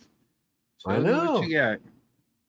Yeah. That's great because this is like a collaboration in the community and stuff like that. You're in a young stage where you're building something up, and there could be somebody out there that changes the direction for the good for the whole community, and everybody's like, wow, this is a good idea. OBZ says, Fowler, remind everyone how much it would have cost to build what you've already built if you outsourced. That it now the value of God's game have attained plus. So yeah, I mean, have you ever wanted to talk about that? How much? Yeah, I mean, if I had to, I mean, we got. Let's really look at this. We have 3 dApps, right? We have 3 dApps. We have the 2 marketplaces, the Commanders and the Warriors, and we also have the Raffle dApp, right? We also have the pack. We have a pack script, which pretty much means that at any point in time, if I want to wrap up X amount of NFTs into a pack, I can do it almost like it with a push of a button, right? And then on top of that, we have a script that where, you know, like Chris or anybody else who goes to the site and buys a pack, it unwraps the pack right there in front of you. Chris, you've experienced this. Mm-hmm. So that's a script in itself. And then we are also talking about the dApp that holds the packs for people to buy. So if you put that all together, I mean, we're talking easily over 10 grand. We're probably more or less in the 25,000 area. And then we're not even talking about the devs when they, you know, as far as like, you know, what they're producing. Then if something breaks or some type of error, right, you got to get them back to fix stuff. You know, that's, you know, we're talking a lot of money. These devs, the ones that, you know, put this stuff together with their eyes closed, yeah, they're charging a lot. You're charging a lot.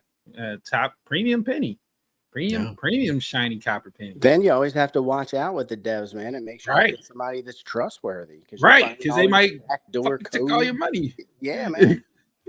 They can they can tap into your wallet connects and stuff. Like, it's all types of stuff they can do. Yeah, that's another thing too. But Barry has a comment here about Revive. This year, Revive should have several revenue streams to keep steady growth. Never goes down in price, and will have passive price growth. Just need to clear buy and sell tax. Barry, I have not kept up with Revive, but I had some serious concerns with them about a month ago. Maybe I'll go check them out and everything like that. But you know, I know I trust you, Barry, but some of the people that were involved with Revive did not sit well with me and everything like that. So hopefully that is something that you guys are talking about or that you guys worked on. But I'll go check them out and get a little bit more information on them. But I was in Revive for a while. And I would hate to say it, but I actually think that I left their Discord. No, I didn't. I'm still here. Oh, yeah. I'm gonna have to do some research on Revive because I was not too happy with it a while back. But Henry says I could join you guys now and talk about it. I ain't scared. Yeah, Henry, that's It's up completely to. up to you guys. I'm probably only going to be on for another 10 minutes or so, 15 minutes. I probably need to get myself some sleep. Plus, I think we're going to do this all again tomorrow. But I mean, if you want to join, man, we can get it in for the next 10, 15. I'm okay with that. Or like I said, man, reach out to me in a DM. Love to talk about it. Whatever you want to do, brother. I'm down with either. Yeah, I mean, if you want to come on, you're gonna have to send one of us a DM or something so I can send you the link to come in. Um,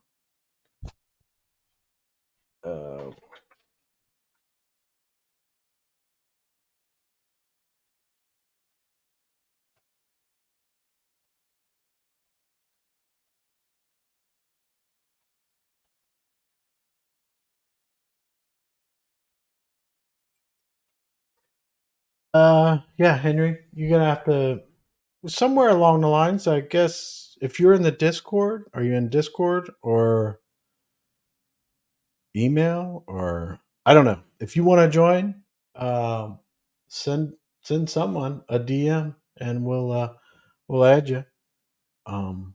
If not, then I don't have a whole lot more to talk about. I mean, it sounds like Henry is gonna try to send it.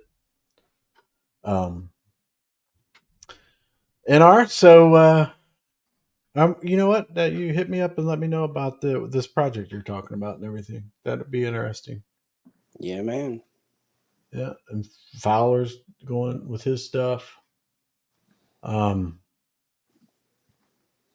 Yeah, I don't really want to get much into it. If Henry ends up shooting us an email. Well, he said add me. Sleep can wait. Yeah, give me a sec. So, did somebody send him the link or? Oh, I have not. I haven't received anything from him.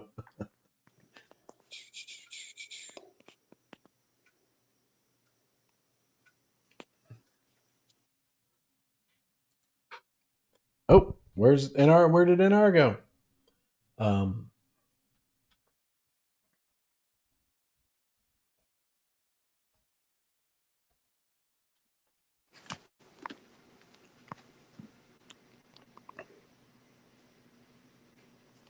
Yeah, I was trying to send him the link and hit the wrong button.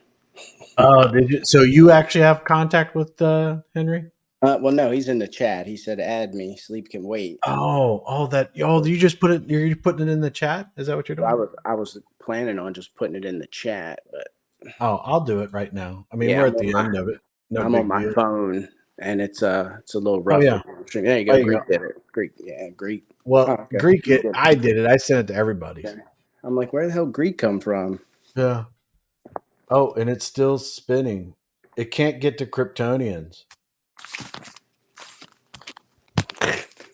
Good old Kryptonian messing things up. It says Not even that here. Kryptonians has lost internet connection.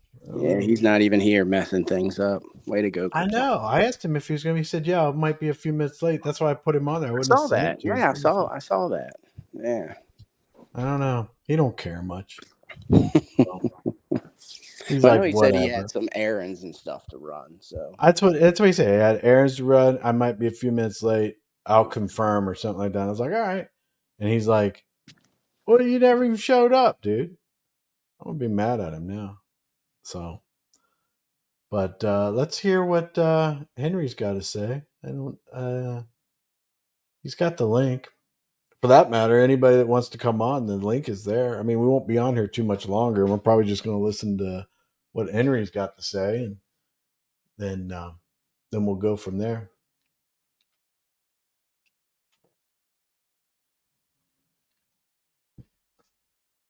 Oh, here we go. So Henry is that guy. That guy. There you go. How you doing, Henry? Doing good. How are y'all? Good. So you're talking. You're Well, good. I guess you really want to talk to NR, right? No, all of you, really. Yeah, Oh, I think okay. he kind of wants some maybe some validation just to see if what he's pitching is something that we like, I guess. Yeah. Yeah. Let's hear Well, it, man. Let's hear it. I'm gonna be off the camera for just a minute. And you go ahead. I can hear you and everything like that. NR and Fowler are here to ask any questions or anything like that. But you have the show. Whatever There's you like want to a talk weird about. echo going on. Do you I've never have done that. do you have the YouTube channel open also? Like where you were watching it. Like if you have actual YouTube open, it might be backfeeding a little bit. Oh yeah, that's what it was. Yeah, I just Yeah. clicked it out. So mute After like that, 1,000 and then voices. you should hear us solo. And Yeah, I hear you now. It's fine. Okay. All right. Well, you go ahead. You have the show. Whatever you want to talk about. Yeah, so it's very unique. I've talked to a few people about it so far, and they think it's a really good idea. I think it's a great idea. I'd like to say up front that it has nothing to do with making money. You will not get rich off this. You will not,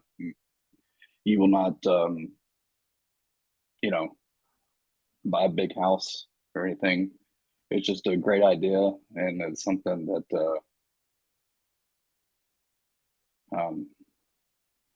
people could use. So basically,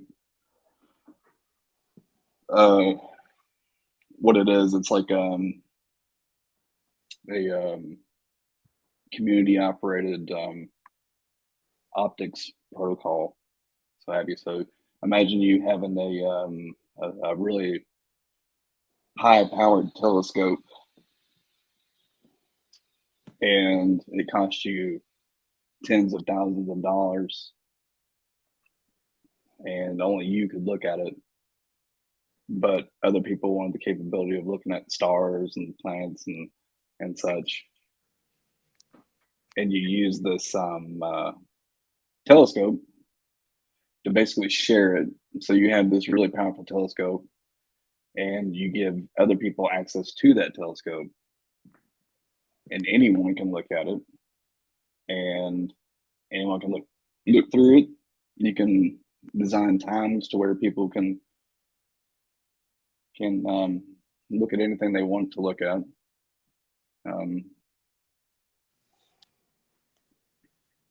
So you mean basically you could almost schedule to where people have times where they could put it on specific things they want to look at, like Yeah. basically have control of it to a degree, or okay. Yeah, but it's like it's not just gonna. It wouldn't just be one. It would be multiple.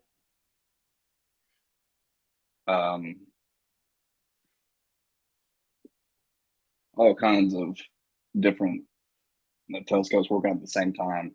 It'd be much like NASA, but more community oriented. Not yeah. So, but you could create a lot of stuff out of that. You could do like NFTs, so someone caught a really cool snapshot of whatever it is, constellation, planet, the moon, whatever it might be. Right. It could be a And meteor shower, whatever. right, it could be Yeah. anything. It could be literally anything in the sky. And the best thing about that NFT is 100% without a doubt, all the time, every single time, it'll be genuine. You'll never be able to reproduce that. It'll never be the same. It'll never be the same NFT. It'll be real.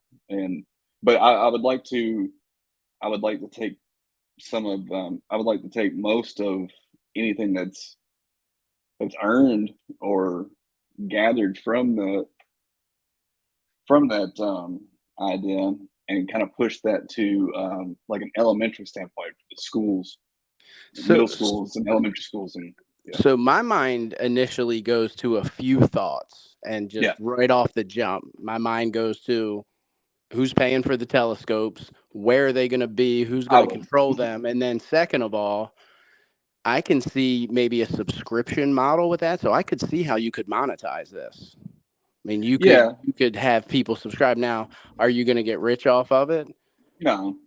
I mean, you could, depending upon how many people want to look at the telescopes. I mean, if you get No. 100,000 people, or you get school districts, or you get, things like Yeah. that, and you get people wanting to subscribe, you could certainly, make a living off of it. Sure.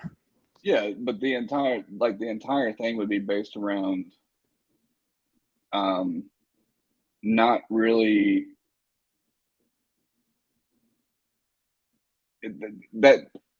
that whole idea would be obscure and just away from the point. Really, it would just kind of try to give something back. I guess really is trying to make the whole, because everyone is too concerned with their phones nowadays and seeing what's in front of them. And I think it would be cool if kids could get back into space and stuff like that. I mean, with their honestly, phones. the way I see it, when you brought this up, the first, I'm kind of like on the same thing NR is talking about here, is you could actually set up NFTs to the point where they are a membership. So meaning you can they have expiration dates for the NFTs. Unless they, you could always, reinstate the membership with a new NFT. But the NFTs aren't necessarily they won't gain access. They won't get past the gating unless the membership is there. And it doesn't have to be a paid membership. You can do a free membership, you can paid membership, doesn't matter. But you can do it. I'm with you. Yeah. I'm with you, But Fowler. The only reason, sorry, I didn't mean to cut you off, but the only reason I was saying some type of paid membership is because you're going to have some type of upkeep. If you're Right. talking multiple telescopes, you're going to have servers you're going to have to pay for. So there's going to have to be some kind of money coming in. You may not Well, yeah, get a lot of profit, but Right. No, and that's not the point. Most of that stuff, like the workings behind it and how the costs and all that stuff comes from, I've already worked it out. Like there's no, you wouldn't even have to worry about that. I figured it out. It's really simple. Anyone can do it. I think your best bet in doing a project like this is in a way you can really get it off the ground, because you can't. I wouldn't say, because one, people in crypto, half of those people don't even believe in space. Like, I mean, look at Kryptonian, right? He doesn't even believe in space. So, well, he believes in space. He just doesn't believe we've ventured far into it. Right. Or he doesn't believe, beyond the space station, stuff like that. He doesn't believe the space station is really up there. I don't know. But look, I think the best bet with this would be a great opportunity to get one education on board, which is utilize schools. And I think with that type of NFT, what I was talking about, a membership NFT, you can go to schools and be like, hey, I'm offering X, Y, and Z, and this helps, kids, really get into space and stuff, like get science back into schools and stuff like that. You give schools like, hey, look, we could do a free membership, see how it works, a trial run. And if it works, then maybe you can work out a deal with the school where you can help with those costs, for the things that you may need for the telescopes and servers and stuff like that. But I think that's your best bet. And then on top of that, you're getting schools involved with what? Crypto, right? Yeah. You're getting schools. I mean, it all comes back around, Yeah. And sooner or later, these kids and specifically these teachers will learn that teaching kids about cryptocurrency is not taboo. They will learn eventually. It's taking crypto mainstream, and honestly, I see grants. I could see some grants for something like this, for a project like this. I could see grants, especially when you get into the education space. I mean, yeah, man, that's definitely, I see some legs. Yeah, no doubt. Yeah. Yeah, I think it's definitely you definitely gotta. It's a great idea. I think it's a great idea. It's gonna take a lot of determination, and I mean that's with anything. Well, If you don't work, if you don't really go hard in what you believe, then it's not gonna happen. I think this is something that if with the right person with the right drive behind it, yeah, I can see this working. And honestly, yeah, maybe it's not in a year or two, it's like popular, but I can see in 5 years, I can see something, the world is more open to crypto. School's a little bit more Yeah. open to crypto. I Do could you see already this. own some of these types of telescopes or So have they access cost to them? the ones in particular I'm talking about. They cost about $45,000 each. Okay. They're very, very, very, very expensive. But their upkeep is limited or unlimited. They require no upkeep. So is it kind of like a one-time purchase, and then after that, it's just Pretty you're much. paying for manpower and the computer end of things and the Pretty much, yeah. Yeah, I mean, I there's not much to it. They basically just work themselves. They're very smart telescopes, I guess. But yeah, but I mean, I've had this idea for a long time. I've talked to a few people about it, and I've kind of been a little leery of being open to talk about it because it's a good idea. I know it's a good idea, and I didn't want nobody to like take it away from me. But if anybody's interested, I mean, really, I mean, I'd love to talk to anybody that knows like the coding side of the technology and all that, the blockchain side of it. Because that's not where I'm at. I just have an idea. I mean, but I would really like to see it come to projection. So that's kind of why I came on here. Yeah, but Well, there you go. I think Yep. I think there's a lot there. I think there's quite a bit to think about, and I think knowing my buddies like I do, they got some wheels rolling in their head right my now. mind's spinning 1,000 miles a minute right now. Now, do you have a way to NR? Do you have a way to contact Henry, that guy? I was gonna say just reach out to me in Discord. I'm assuming you're in Discord. Just reach out to me, send me a DM. I can certainly set up a group chat. We can throw Fowler into it. I can throw Chris into it. We can really tease Kryptonian and throw him in there. Yeah, but he wasn't here for it, so yeah. I don't even know what your Discord thing is, and I don't keep up with all that stuff. It's NR Legend, man. Same as on the screen there. So yeah, you're in the new name or Vitrovia? Is that what's called? Yeah, he would be in there. You would. I would think that you could find him pretty easy. Yep. So yeah, if you go in Discord and just go into like your very top button on the left, it's like, I think that's your direct message. Just send me a direct message. You might have to friend request me first, but I think I take direct messages from damn near anybody. So, okay.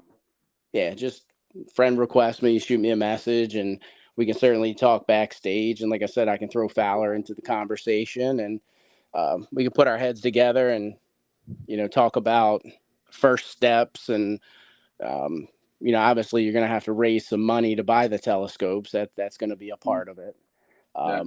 Then again, where are they going to be located? Where are they going to be housed? All that's figured out, man. Yeah. So, and basically where I would personally start is putting it all down on paper. It's all on paper. Yeah, getting it organized, business plan, basically, and just it's all there. I got it. Cool. I mean, I don't know if that's something you would mind sharing with me, but I'd be happy to go through it. And well, I mean, I don't know. I just like to talk to somebody about it. Sure. Or we can, go over some of the points that you have, and I mean, if you're ready to kind of get this going, yeah, I mean, we can certainly talk about the next steps. I mean, I do have access to some developers as well, as far as the coding side of things. Now, they're not free, obviously, But yeah, I mean, we can definitely talk. Sure. Yeah. Sure thing. But yeah, man, I think you're on to something. And I love the fact that you're not on here saying, hey, man, I'm going to become a millionaire. I want to No, give back. definitely not. And that's Yeah. that's super important to me as well. I've been blessed in my life, and I think giving back is super important. In fact, it's to me, it's better to give. I mean, it's better to give than receive. You definitely get Yeah. a greater feeling from giving to people, and I think giving back, especially in the education space where they really need it, Yeah. especially nowadays, man. I think that would be great. So, yeah, man, definitely reach out to me, and yeah, we can definitely wrap. And Fowler, I'll throw you in on the conversation too. But yeah, I think it's a great idea, and I think it's something that is, like you said, man, it's kind of lacking right now. Kids aren't interested in space. They're interested, what do you want to be when you grow up? They don't want to be astronauts. They want to be a YouTuber. You know, Right. they want to be a And there's nothing TikToker. wrong with that. There's nothing wrong with that. But There's nothing wrong with it, but it just goes to show you, if you go over to China and you ask their youth, what do you want to be when you get older? They're not saying those types of things. They don't want to be right. an entertainer. They don't want to sit on their butt and make videos and stuff like that. They want to make a difference. Yeah. And I think that just goes to show you the differences in culture and kind of where we're headed. So, and it's not good. It's definitely not good. So, but yeah, I think that would be I think it's a good idea, man. I think that would be pretty cool. So definitely reach out and see what we can't make happen. And if I can't do anything for you, maybe I can at least steer you in the right place or put you on with somebody that might be able to help you better than I can, or maybe make an Yeah. I mean, introduction. So yeah, I whatever think I can do. And I'm sure Chris and Fowler feel the exact same way. it's kind of why I was here, just to, I'm not Sure. going to take any time, but that's kind of why I was here, just kind of reaching out and seeing if there's any signs of life out there for someone that would like to do something. So Yeah, man, no doubt, no yeah, doubt. And again, thank you for sharing, because I know, like you said, it's probably a little tough sharing something that it is. if you put it down on paper and you've put that much time and thought process into it. I Yeah. mean, it's something that's near and dear to your heart. So it's, Yeah. again, thank you for sharing, because I know that can be difficult. And if I can't do it, I hope somebody does. So that'd be cool. Well, there you go, and that's that's a good way to think about it as well. All right, Henry, you good with everything? I got some Yeah. news Yeah. I'm I fine. got to take care of and some business to take care of. But Yeah. I'm on y'all's time. we'll NR can reach out to you and Yeah, follow up with it and everything. I'm gonna go ahead and I'm gonna do this breaking news, and then I'll let man. everybody. One sec, Chris. What is your Discord handle, Henry? Just in case you can't find me or something. I'll send it to you. I think I found you here. I'll send it to you. Okay, cool. Not a problem. It looks like OBZ's down there too. It looks like you probably talked to him a little bit or something like that. So I see him chiming in. So I was gonna say, if you can't find me, reach out to somebody in the community. They'll be able to find me. Okay, I'll find you. Cool. Sounds good, brother. See y'all. Yeah, again, man. Thanks for sharing. I am right now. I'm in the process of doing some breaking news, and you guys will be able to see it in just a second. But to make sure that I do it at the same time so that there's no confusion.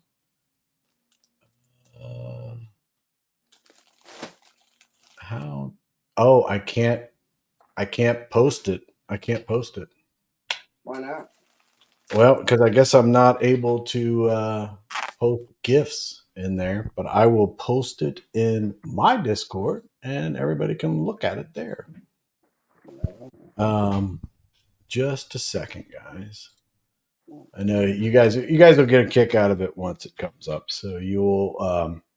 To me, it's one of those things that with the blockchain, with the way things are and everything like that, this is something that I enjoy seeing and knowing about, and I think that you guys will see something with it. So there you go. So there it is. So here you go. I put it in my Discord, so you kind of got an early shot at it.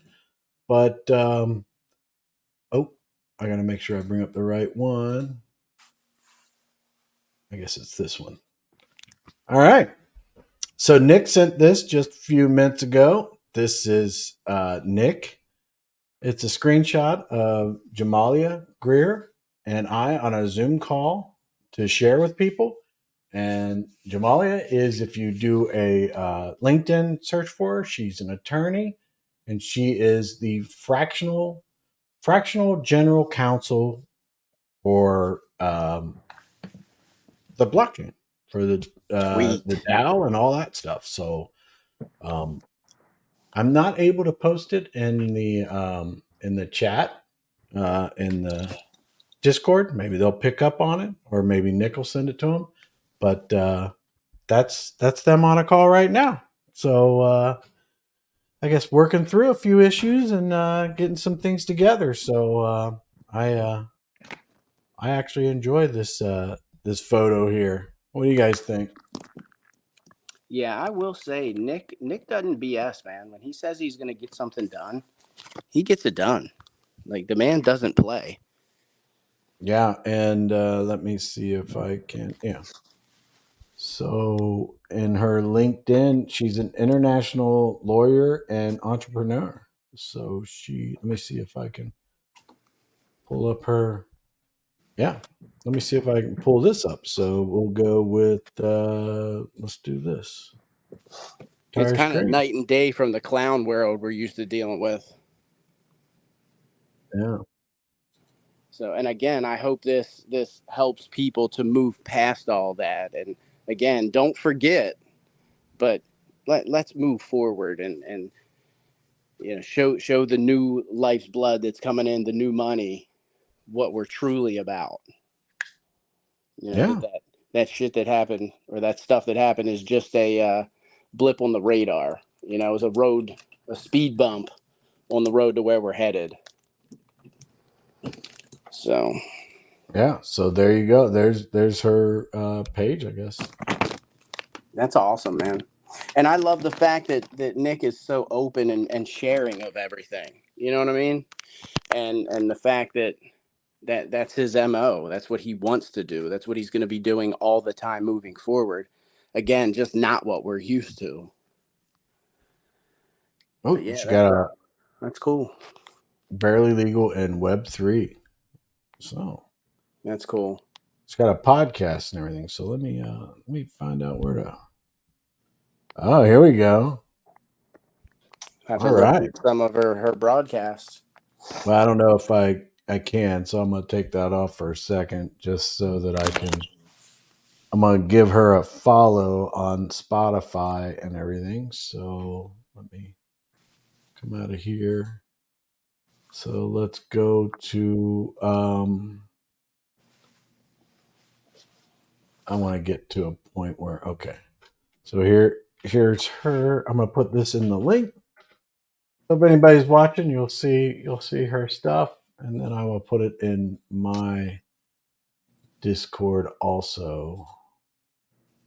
Let's see, and then let me put this. Kind of fun doing this real time. Oh, there you go. So there's a little web page, or not a little web page, but her web page. Picture with her talking to Nick, all that kind of stuff. So that's good news. I like that. So that's awesome. And I'm gonna go check out some of her podcasts and stuff. Looks like she's got a few there. Actually, she has quite a few. Quite a few. So I gotta follow her, right? Yep. Okay. All right. You guys got anything else, man? I am tired. That was cool that Henry was able to come in. Yeah, that was cool. So, Fowler, you got anything else? I don't know if he's there. He's there. Henry says he just added you, NR. Cool. All right, sounds good, man. It might not be tonight because I am tired as well.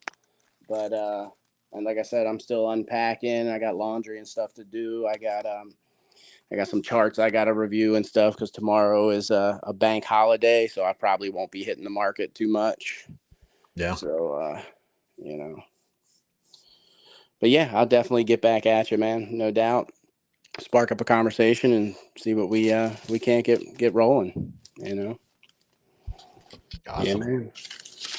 All right. Well, I'm going to end it here. I know we talked about a bunch of stuff and everything, but we went for quite a while. But you know, if you got any question, oh, okay. All right, Barry. Oh, thanks, buddy. Well, that's good to know. Yeah, I'll reach out and either you or I'll go check out, see how my questions, you know, the questions I had and everything. So, all right, you guys take care, and I guess Kryptonian will be doing one tomorrow night. And Yeah, that's the plan is tomorrow night. So hopefully you guys join then as well. Yeah. I'm pretty sure Kryptonian and I will be on. And yeah, man, thanks for having me on, Chris and Fowler. It's always a pleasure to hang out with you guys. And you know, Well, yeah. you're always welcome. You have a free pass whenever you want, in and out. We Nah, I got appreciate it, brother. all And again, thanks for sharing a lot of your some of your Forex expertise. It's definitely helped me a bit along my way so far. And like I said, man, you haven't even really shared a ton, but yeah. what you have shared has been a wealth of knowledge, even that much. So appreciate you, man. Yeah. I just picked up another trade a little bit ago while Henry was There you talking. go. See, the man's a beast, you know. Well, you guys take care. We'll see you tomorrow night. If you got any questions or anything like that, reach out to me. Anything we didn't talk about that you want to talk about, let me know. Everybody stay safe. And in the United States, tomorrow's Labor Day, so enjoy your day off. And if you're grilling out or hanging out with family, just have a good time and then finish your day with I know I'll be there, Kryptonian, NR, and I. I'm not sure if Fowler will be there and about the other guys or whatever, but I know that we'll be there. So take care. All right.